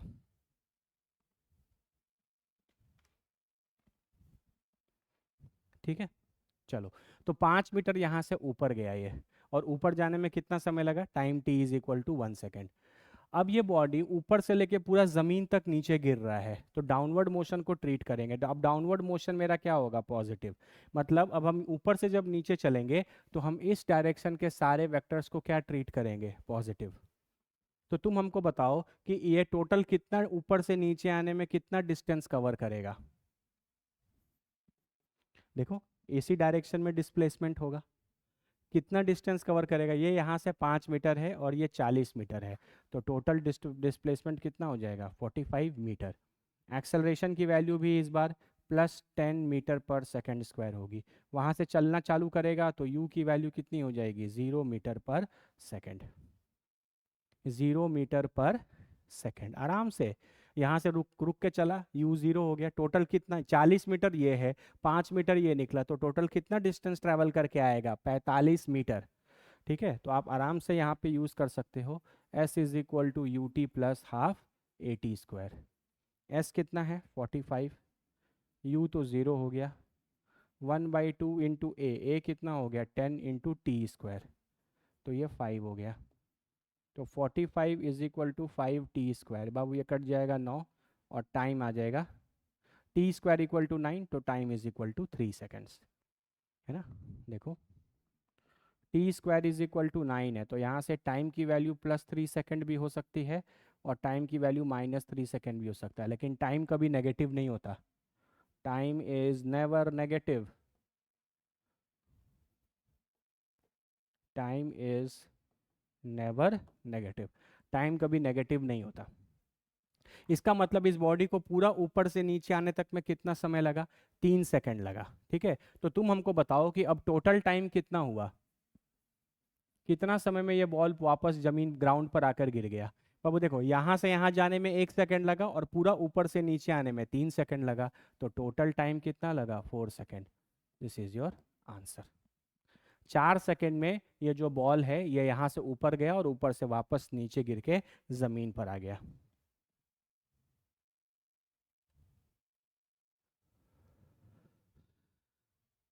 49 है ना वो।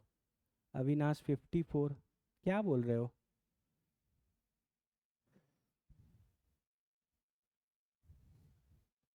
ठीक तो है, कहाँ डाउट है?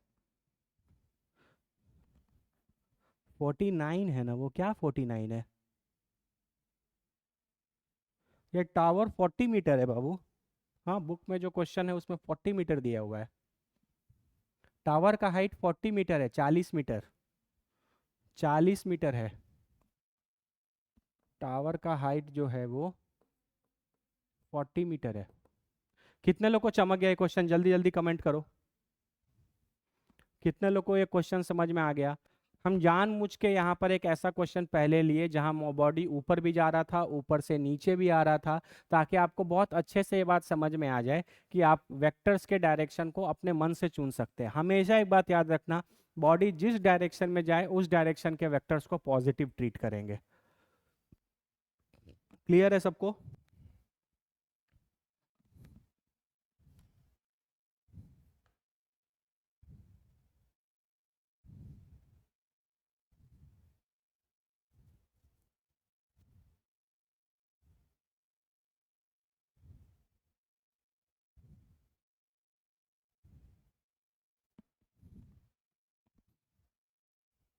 चलो एक question.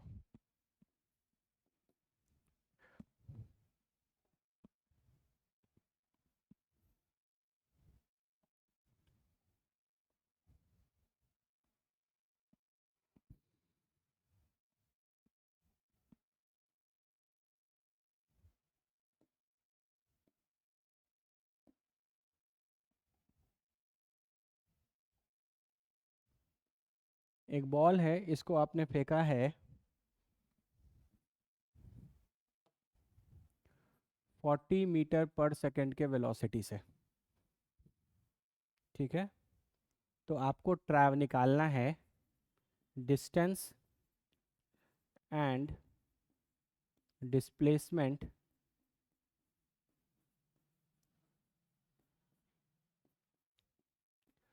Travelled by the body in t is equal to 2 seconds, t is equal to 4 seconds, और तीसरा t is equal to 6 seconds. हाँ, ये क्वेश्चन है। एक बॉडी है जिसको आप 40 मीटर पर सेकंड के वेलोसिटी से ऐसे ऊपर फेंक रहे हैं, तो आपको इस बॉडी का डिस्टेंस और डिस्प्लेसमेंट दोनों निकालना है इन तीनों टाइम्स पे। ठीक है, चलो कैसे करेंगे? जिस डायरेक्शन में बॉडी का मोशन है उस डायरेक्शन को क्या ट्रीट कर लेंगे? पॉजिटिव। तो ये पॉजिटिव है।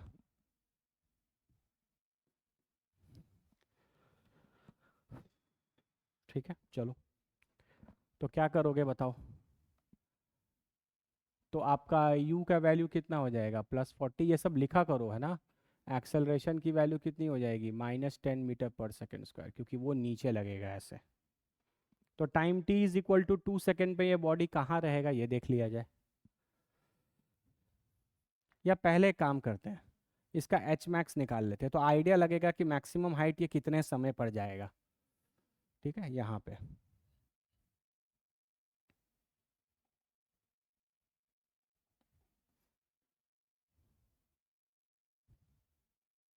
यहाँ पे वेलोसिटी 0 होगा, और ये जो हाइट है ये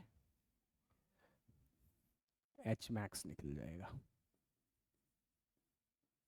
ठीक है, तो हम यहाँ पे कर लेते हैं पहले v is equal to u plus a T.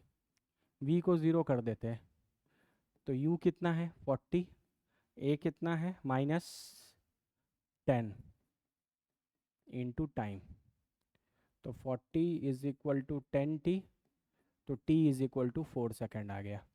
चलो, यानी ये पता चल गया कि ये बॉडी यहाँ से यहाँ 4 सेकेंड पे जाएगा, तो ये वाला क्वेश्चन तो पहले ही बन गया, है ना। तो पूछ रहा था ना कि डिस्टेंस और डिस्प्लेसमेंट निकालिए time t is equal to 4 second पे, तो आपको ये पता चल गया कि आपका बॉडी 4 सेकेंड में यहाँ से ऊपर तक जाएगा। तो जब बॉडी यहाँ से यहाँ जाएगा और ये 1 डायमेंशनल मोशन है, तो at time t is equal to 4 पे वो एच मैक्स है। जो एच मैक्स आएगा वही डिस्टेंस भी होगा और वही डिस्प्लेसमेंट भी होगा, क्योंकि ये वन डायमेंशनल मोशन है। वन डायमेंशनल मोशन में डिस्टेंस और डिस्प्लेसमेंट सेम होते हैं। यहाँ से यहाँ तक ऊपर गया तो जो डिस्टेंस है वही डिस्प्लेसमेंट है, तो एच मैक्स निकाल लिया जाए। V square is equal to u square plus 2a s। V को ज़ीरो कर दो। यू कितना है, 40 का स्क्वायर 1600 प्लस 2 इंटू -10 इंटू एस, तो 20s इज इक्वल टू 1600। तो एस आ जाएगा बाबू 1600 डिवाइडेड बाई 20, 80 मीटर्स। तो time t is equal to 4 second पे डिस्टेंस और डिस्प्लेसमेंट दोनों 80 मीटर्स है। पहला क्वेश्चन तो बन गया, यही बन गया है ना। ऐसे क्वेश्चन में क्या होता है ना, मैक्सिमम हाइट वगैरह आप निकाल लेंगे ना तो आपको एक आइडिया लग जाएगा। जैसे देखो यहाँ अलग अलग टाइम दिए थे, तो time t is equal to 4 second पर अगर ये मैक्सिमम हाइट पे था तो time t is equal to 2 second पर ये अपवर्ड मोशन में होगा, बीच में कहीं होगा। ठीक है।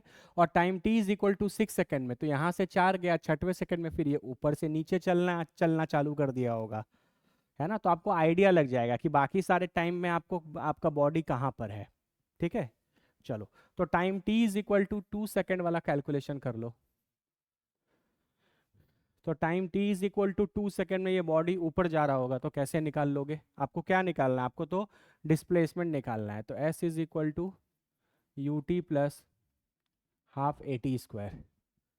u कितना है बताओ, 40 इंटू टाइम कितना 2 सेकेंड प्लस 1/2 इंटू ये कितना -10 इंटू 2 का स्क्वायर कितना हो जाएगा 4।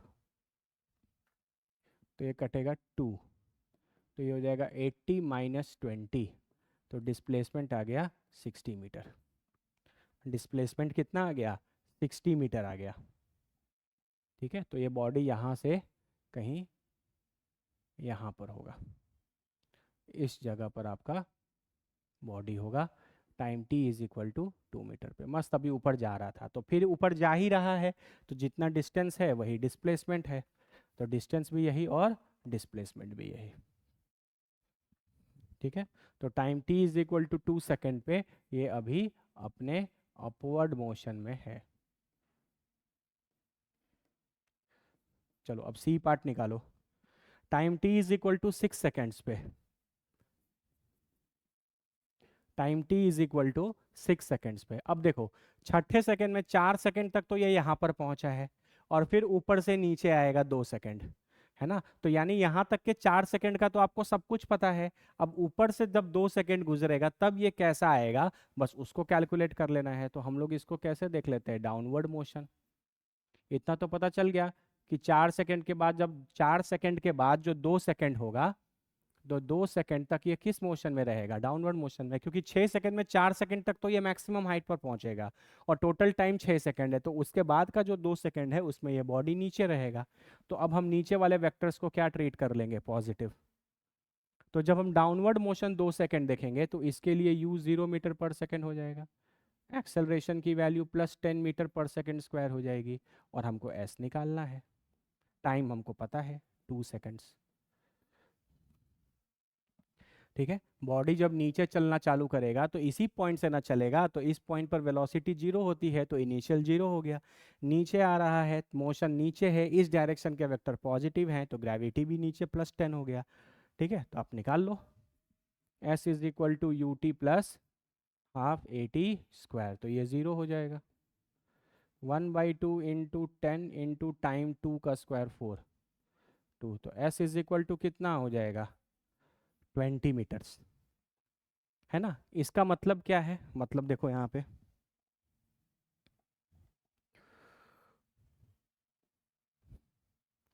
यहाँ पर आपका बॉडी था, मैक्सिमम हाइट यहाँ पर चला, और यहाँ से डिस्प्लेसमेंट की वैल्यू 20 मीटर आई है। इसका मतलब ये बॉडी यहाँ से कहीं बीच में इस जगह पर यहाँ पर है, और ये डिस्टेंस जो है वो 20 मीटर है। ठीक है। यहाँ से यहाँ तक वो गया 4 सेकेंड में, देखो हम वो भी दिखा देते हैं ताकि तुम्हारा डायग्राम बनाने में हिचकिचाया मत करो स्टार्टिंग में जब फिजिक्स सीख रहे हो। तो time t is equal to 4 second में ये यहाँ से यहाँ तक गया, और यहाँ से यहाँ तक आने में इसको time t is equal to 2 seconds लगा।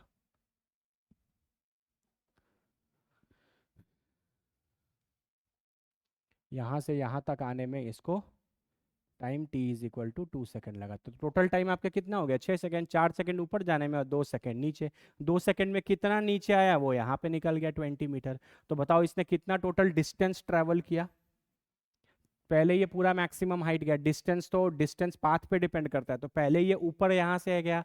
एच मैक्स कितना निकाला था? एच मैक्स कितना निकाला था? ये 80 मीटर्स। तो यहाँ से यहाँ तक ये पूरा ऊपर गया 80 मीटर और फिर 20 मीटर नीचे आया। तो इसका डिस्टेंस कितना हो गया? 100 मीटर। लेकिन डिस्प्लेसमेंट कितना होगा? डिस्प्लेसमेंट को सिर्फ मतलब होता है इनिशियल पॉइंट और फाइनल पॉइंट से। तो डिस्प्लेसमेंट को अगर ध्यान से देखोगे तो ये इसका इनिशियल पॉइंट है और ये इसका फाइनल पॉइंट है, दैट्स इट। ये इनिशियल पॉइंट और ये फाइनल पॉइंट। तो इनिशियल पॉइंट और फाइनल पॉइंट के बीच का ये टोटल 80 है, ये 20 हो गया, तो ये 60 मीटर हो गया। तो डिस्प्लेसमेंट की वैल्यू हो जाएगी 60 मीटर। आंसर।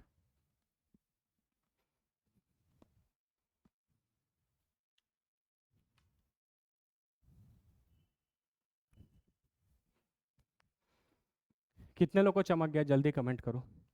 इजी होते हैं बाबू, देखो आराम से, आप आराम से सोचो, जो यही 3 इक्वेशंस यूज करने हैं। क्वेश्चन में इंफॉर्मेशन इतना जरूर दिया रहता है कि जो पूछा जाए वो निकल जाए। ठीक है, अच्छे से देख लो, कोई डाउट है तो पूछो।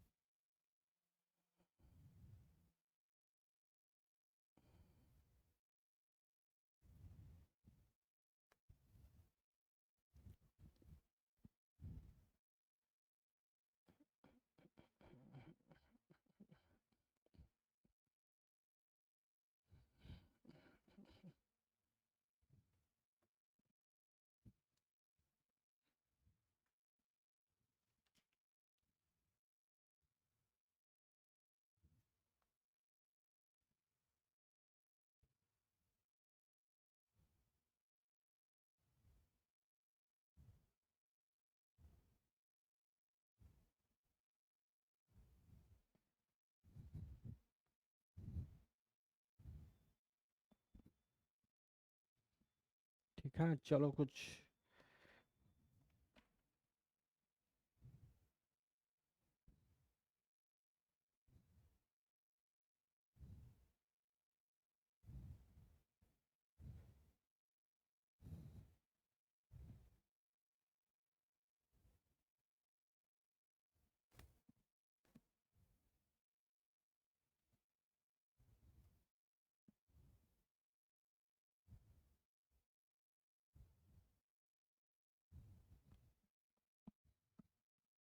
चलो गुड। एक क्वेश्चन है, इसको ट्राई करो।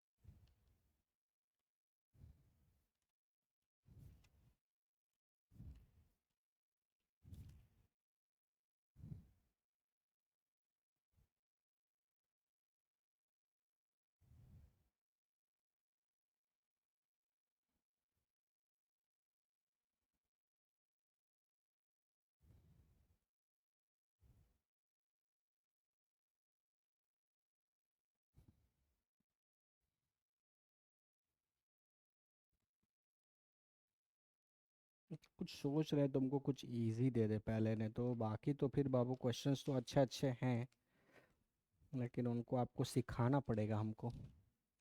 क्लास में टाइम कम बचा है, तो लेट्स सी कि कोई इजी क्वेश्चन मिल जाए, आप बना सको उसको।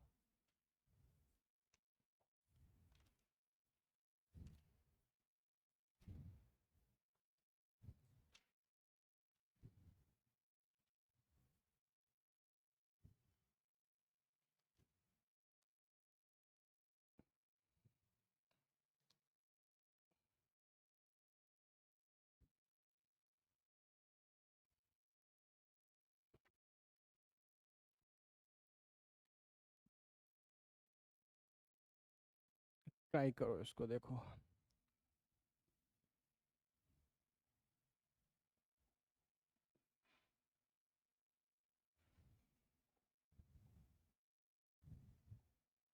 एक बॉल है, यहाँ से ऊपर जा रहा है यू के वेलोसिटी से, ठीक है।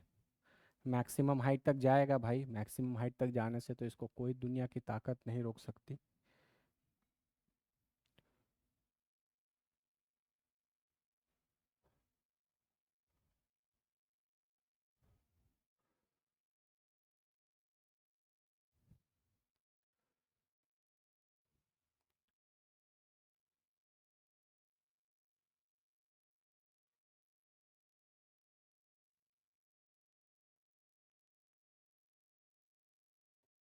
वेलोसिटी जो है वो 0 मीटर पर सेकेंड है मैक्सिमम हाइट पे। तो क्वेश्चन में ये बोल रहा है कि एक बॉल को थ्रो किया गया ऊपर with the initial speed u, the ball is at a height of 80 metre, 80 metre के हाइट पर, है ना, मान लेते हैं ये कुछ है,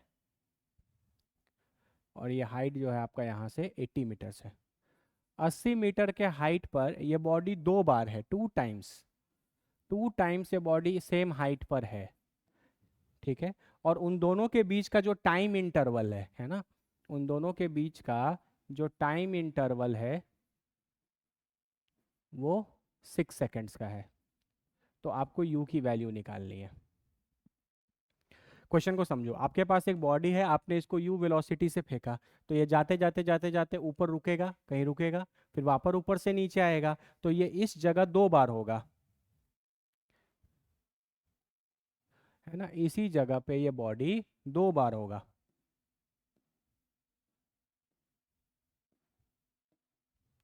एक बार जाते समय होगा और एक बार आते समय होगा, है ना। बीच में कोई भी तुम हाइट ले लोगे तो एक बार जाते समय इस हाइट पर होगा, फिर रुकेगा, फिर जब ऊपर से नीचे आते जाएगा तो फिर होगा, ठीक है। और ये जो टाइम इंटरवल 6 सेकेंड दिया, मतलब यहाँ से ऊपर जाना और ऊपर से वापस इस जगह पर आना, इनके बीच का जो टाइम है वो 6 सेकेंड है ना। यहाँ से ऊपर गया और ऊपर से वापस नीचे आया, तो इनके बीच का ये जो टाइम है ये 6 सेकेंड्स है, ठीक है। यहाँ से ऊपर गया और ऊपर से वापस नीचे जब इस जगह पर आया, तो यहाँ पे टाइम इंटरवल जो है वो 6 सेकेंड्स का है। तो आपको इनिशियल वेलोसिटी यू निकालनी है।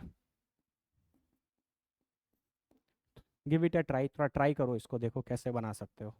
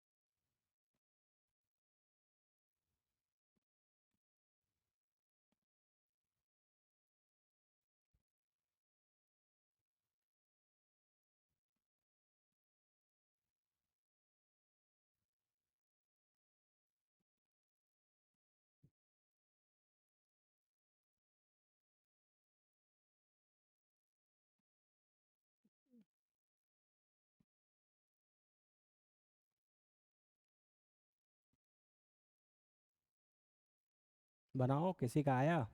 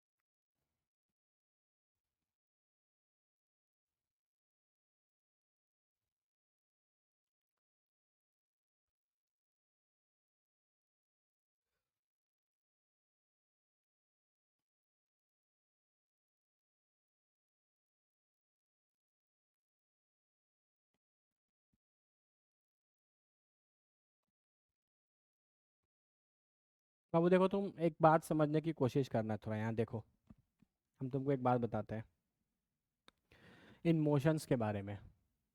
मान लो आप कोई बॉडी है, उस बॉडी को आप यहाँ से किसी वेलोसिटी से फेंक रहे हो, किसी यू वेलोसिटी से फेंक रहे हो। ये बॉडी यहाँ तक गया, इस समय तक, इस जगह तक पहुँचा, इस हाइट तक। इस हाइट को हम टाइम बीइंग के लिए h मान लेते हैं। ठीक है, तो यहाँ से यहाँ तक का इसका मोशन, और वापस मान लो ये मैक्सिमम हाइट है, मान लो ये एच मैक्स है।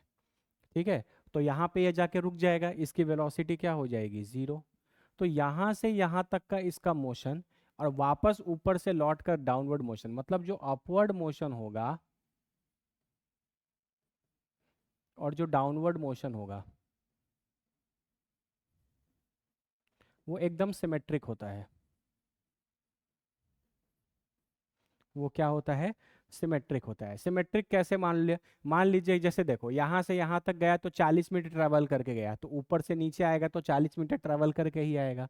यहाँ से यहाँ तक जाने में उसको 10 सेकंड लगा, तो ऊपर से वापस नीचे आने में इसको 10 सेकंड ही लगेगा। तो टाइम के रेस्पेक्ट में, डिस्टेंस या डिस्टेंस के रेस्पेक्ट में ये चीज़ें हमेशा सिमेट्रिक रहती हैं, है ना। जैसे मान लो कोई चीज़ें यहाँ से यहाँ गया और फिर वापस यहाँ से आया, तो यहाँ से यहाँ तक जाने में 10 सेकंड लगा, तो ऊपर से वापस इस जगह तक आने में 10 सेकंड ही लगेगा। तो सिमेट्रिक होता है डिस्टेंस या डिस्प्लेसमेंट के रेस्पेक्ट में, टाइम के रेस्पेक्ट में, डिस्प्लेसमेंट के रेस्पेक्ट में या टाइम के रेस्पेक्ट में, यह सिमेट्रिक रहता है।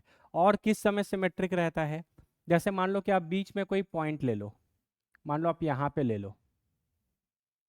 ठीक है, बीच में आप कोई पॉइंट ले लो, जैसे आपने ये हाइट ले लिया, तो यहाँ से जाते जाते अगर इसकी वेलोसिटी इस समय मान लो 20 है, तो जब ये वापस ऊपर से नीचे आएगा तो इस समय इसकी वेलोसिटी भी 20 ही रहेगी। फर्क बस इतना रहेगा, ये जाने के डायरेक्शन में और ये आने के डायरेक्शन में रहेगा।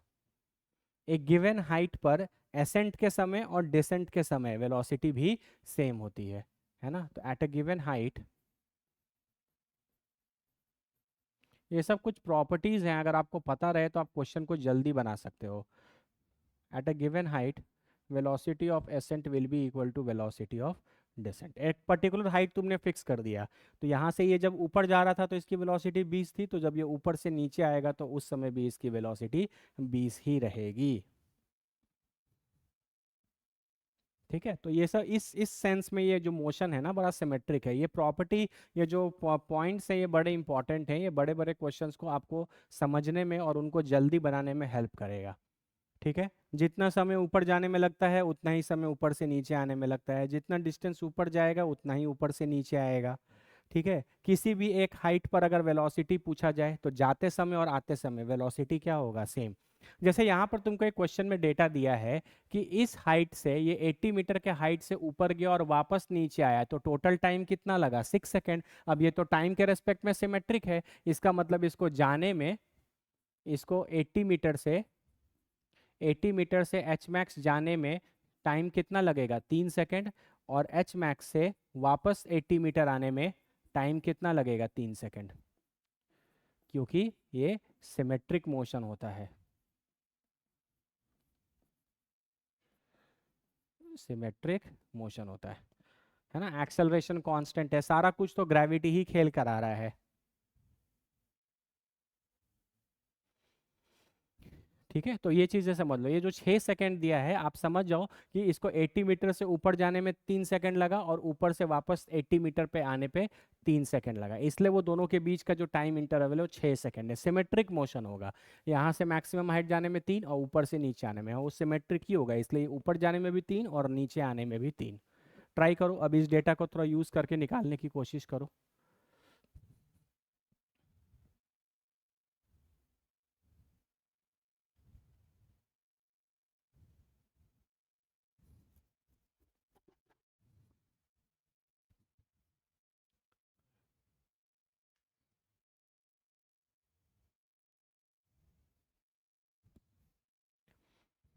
एक काम करते हैं, ठीक है, हम सिर्फ इस वाले मोशन को ले लेते हैं, एसेंट वाले मोशन को, है ना, देखते हैं क्या आता है। हम सिर्फ एसेंट वाले मोशन को ले लेते हैं, मतलब 80 मीटर के हाइट से एच मैक्स जा रहा है, टाइम कितना लग रहा है इसको जाने में, 3 सेकंड। ठीक है, तो हम मान लेते हैं कि ये जो मेरा बॉडी है ये अभी 80 मीटर के हाइट पे है और ये यहाँ से ऊपर जाएगा एच मैक्स पे। एच मैक्स पे बाबू वेलोसिटी तो क्या हो जाएगी, जीरो। इस डायरेक्शन के वेक्टर को पॉजिटिव ले लेंगे क्योंकि मेरा बॉडी ऊपर जा रहा है। यहाँ ये कितने वेलोसिटी से जाएगा वो निकालना पड़ेगा। यहाँ की वेलोसिटी u गिवन है, तो यहाँ से यहाँ तक, यहाँ से यहाँ तक हम चीज़ों को निकाल सकते हैं। तो v is equal to u plus 80 कर दें, तो v, u कितना है, ये तो u ही है, और a कितना लगेगा, -g या -10 लिख लो, इनटू टाइम। यहाँ से यहाँ तक का टाइम कितना लगेगा, अच्छा वो नहीं पता, चलो कोई नहीं, हाइट तो पता है ना 80 मीटर। तो वी स्क्वायर इक्वल टू, ये कर लेते हैं,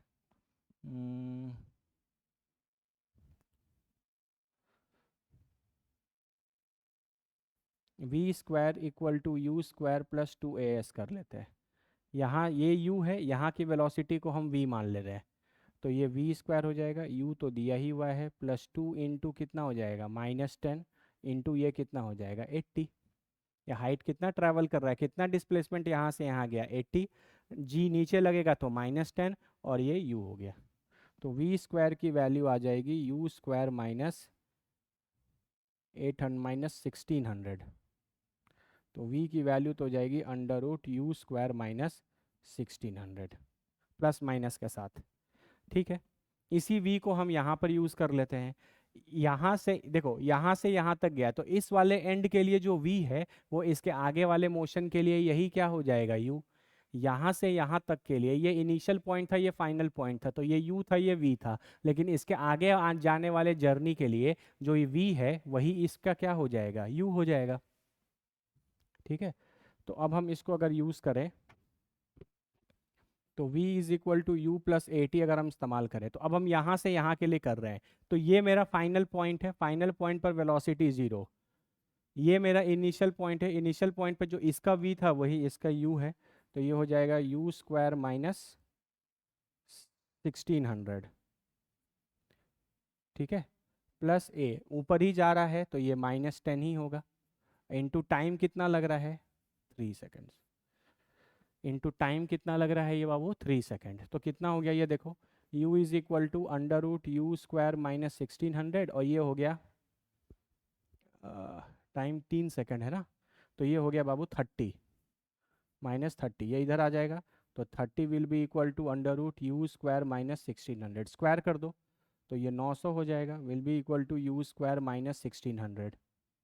तो ये 16 9 कितना हो जाएगा 2500 इक्वल टू यू स्क्वायर। तो यहाँ से u की वैल्यू कितनी आ गई 50 मीटर पर सेकेंड आंसर। तो आप जो जो चीज़ आपको निकालना था वो निकल गया 50 मीटर पर सेकेंड। आप ध्यान से देखो, आपको कुछ बच्चे मैथ्स में बोलेंगे कि यहाँ पे सर प्लस माइनस आएगा, तो बाबू प्लस माइनस आएगा तो यहाँ पे भी प्लस माइनस आएगा, फिर तुम स्क्वायर कर दोगे जब दोनों साइड, तो प्लस का हो या माइनस का हो वो रूट हटेगा तो यही चीज़ आ जाएगा। ठीक है, और वैसे भी आप नेगेटिव वाले सेंस को नहीं लेंगे। u की वैल्यू कितनी आएगी 50 मीटर पर सेकेंड, आपको मैग्नीट्यूड निकालना था, वो तो पता ही है कि ऊपर ही फेंका गया होगा। ठीक है, तो u की वैल्यू हो गई 50 मीटर पर सेकेंड, ये आपकी आंसर आ गई। देखो आपको इस तरीके के कॉन्सेप्ट्स कितने काम आ गए, है ना। हमेशा याद रखना बाबू, ऊपर नीचे से ऊपर जाना, ऊपर से नीचे आना, वो सब सिमेट्रिक मोशन होता है ना। यहाँ एक ही लेवल से एक ऊपर तक जाना और उसी लेवल से वापस उसी लेवल पर आने में डिस्टेंस भी आप सेम ट्रैवल करेंगे, समय भी आपको क्या लगेगा सेम लगेगा, है ना। जैसे यहाँ से ऊपर जाना और ऊपर से नीचे आना सिमेट्रिक मोशन होगा, तो टोटल टाइम 6 सेकंड दिया था। जिस बच्चे को ये प्रॉपर्टी पता होगी वो आसानी से समझ जाएगा कि जाने में 3 लगा है और आने में 3 लगा है, जाने में भी 3 लगा है और आने में भी 3 लगा है। देखो हम बताते हैं। क्वेश्चन में बोल रहा था कि आपके पास एक बॉल है जिसको आपने यू के स्पीड से फेंका, 80 मीटर के हाइट पर यह बॉल 2 बार देखा गया। एक बार जाहिर सा बात है, एक बार जाते समय देखा गया होगा, एक बार आते समय देखा गया होगा। यहाँ से ऊपर जाना और ऊपर से वापस इसी जगह पर आना, इन दोनों के बीच का टाइम इंटरवल जो है वो 6 सेकंड है। ठीक है, तो आपको ये यू निकालनी थी। ठीक है, चलो। तो हमने कुछ चीज़ें जानने की कोशिश की। जैसे मान लीजिए आपके पास कोई बॉडी है, अगर आप इसको किसी स्पीड से फेंकते हैं तो ये मान लीजिए मैक्सिमम हाइट तक गया, तो यहाँ से यहाँ तक गया तो मान लो h डिस्टेंस कवर कर गया, तो वापस ऊपर से इसी जगह पर आएगा तो h डिस्टेंस कवर करके ही आएगा। तो डिस्टेंस के रेस्पेक्ट में सिमेट्रिक हुआ। यहाँ से यहाँ तक जाने में 10 सेकंड लगेगा, तो एच मैक्स से वापस जमीन पर आने में कितना समय लगेगा 10 सेकंड। तुम चाहो तो तुम एक छोटा सा न्यूमेरिकल बनाकर देख लो, यही आएगा। ठीक है, टाइम जो है वो आपका सेम ही लगता है, छोटी छोटी चीजें हैं, चाहोगे तो हम प्रूव कर देंगे कभी, हमको बोलना अगर आपको नहीं समझ में आ रहा है तो। लेकिन छोटी छोटी बातें ध्यान रख सकते हो। यहाँ से यहाँ तक जाने में 10 सेकंड, तो ऊपर से नीचे आने में 20 सेकंड, मतलब टाइम के रेस्पेक्ट में भी सिमेट्रिक हुआ। एक और पॉइंट मैंने आपको बताया कि अगर आप कोई हाइट ले लेते हो, जैसे मान लो आप इसी हाइट पर बैठ गए, तो इस हाइट पर 2 बार बॉडी होगा, एक बार जाते समय एक बार आते समय। तो अगर वेलोसिटी की भी बात करोगी तो दोनों समय बॉडी की वेलोसिटी सेम ही होगी। जाते समय अगर 20 था तो ऊपर से आते समय भी यहाँ पर 20 ही होगा। तो ये 3 बातें मोटी मोटी हमेशा याद रखना, तो आप बड़े बड़े क्वेश्चंस को जल्दी छोटे में बना सकते हो। तो उसी तरीके का कुछ एक डेटा यहाँ पर दिया था कि 80 मीटर से मैक्सिमम हाइट जाने में और मैक्सिमम हाइट से वापस 80 मीटर के ही हाइट पर इसी लेवल पर आने में 6 सेकंड का समय लग रहा है। तो हमको तो पता है सिमेट्रिक होता है, तो यहाँ से यहाँ जाने में 3 लगा होगा और फिर ऊपर से नीचे आने में भी कितना लगा होगा 3। इसका मतलब हम समझ गए कि यहाँ से यहाँ तक समय कितना लगा 3 सेकंड लगा। ठीक है, 80 मीटर से ऊपर जाने में कितना समय लगा 3। एच मैक्स पर वेलोसिटी क्या होगा 0, है ना, और ये हाइट 80 मीटर है। तो हम यहाँ पे v is equal to u plus a t लगा सकते थे, ये v है, यहाँ का u चाहिए होगा, जब तक यहाँ का u नहीं पता रहेगा तब तक हम v is equal to u plus a t नहीं लगा सकते। तो यहाँ का u निकालने के लिए हम नीचे वाले मोशन को सपोर्ट करते हैं, क्योंकि इस वाले पार्ट का जो v होगा वही इसके आगे वाले पार्ट का u होगा, क्योंकि इस वाले का जो इस वाले मोशन का जो फाइनल पॉइंट है वो इस वाले मोशन का इनिशियल पॉइंट है। तो हम यहाँ पे v square equal to u square plus 2as लगा दिए। यहाँ का v यहाँ पे v निकालना है तो v हो गया, u तो क्वेश्चन में दिया ही हुआ है, u स्क्वायर हो गया 2 इंटू -10, क्यों, मोशन के डायरेक्शन को पॉजिटिव मानना है, तो ये ऊपर है तो g नीचे लग रहा है, तो ये -10 इंटू s कितना हो गया 80 मीटर, ये हो गया। तो v square equal to u square minus 1600, तो वी इक्वल टू यहाँ पे आप लिख सकते हो प्लस माइनस, लेकिन उससे कोई फर्क नहीं पड़ेगा आगे। तो v equal to plus minus इतना आ गया, मतलब इस पॉइंट पर यहाँ से जाते समय वेलोसिटी इतनी है, तो इसके आगे वाले के लिए यही ना फाइनल पॉइंट, आगे वाले जर्नी के लिए इनिशियल पॉइंट है, तो इस वाले जर्नी के लिए यही जो वी मैंने निकाला है वो आगे वाले जर्नी के लिए यू हो गया। तो v equal to u plus 80 लगा दिया, यहाँ मैक्सिमम हाइट पे 0, ये हो गया आपका u, और ये हो गया आपका एक्सेलरेशन फिर कितना -10, और टाइम कितना लग रहा है यहाँ से यहाँ जाने में 3 सेकंड। तो कुछ नहीं किया है, v is equal to u plus 80 लगाया है। ठीक है, ये तो अलग कॉन्सेप्ट है जो मैंने यहाँ बताया, इसको अलग कर दो।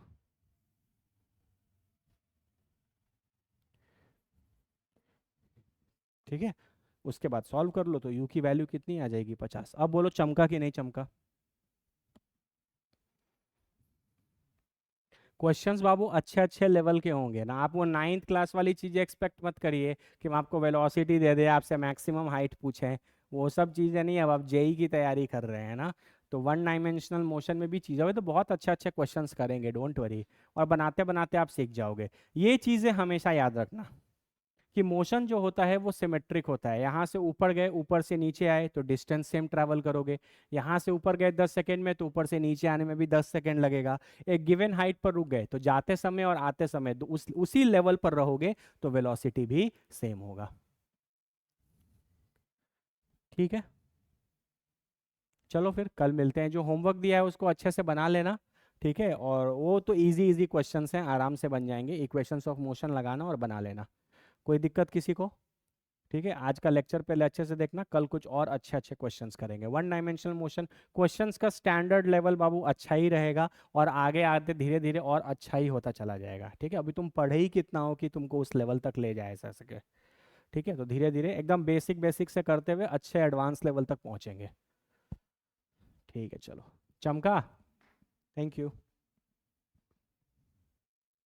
देख, इन सारे क्वेश्चंस को तुमको क्या करना है, घर पर जाओगे, नोट्स जब लिखोगे तो नोट्स ऐसा नहीं कि इस पीडीएफ से देख के उतार लिए, नहीं। को अपने कॉपी में सिर्फ क्वेश्चन लिखो कि क्वेश्चन में ये दिया था, और खुद से उसको बनाने की कोशिश करो, सॉल्यूशन बिना देखे, क्योंकि ऑलरेडी तुम सीख चुके हो कि कैसे करना है। तो बिना सॉल्यूशन देखे अगर तुम बनाओगे तो तुम सीखोगे भी, देख के खाली नोट से छाप लोगे तो उससे आप सीखेंगे नहीं। ठीक है, चलो, थैंक यू।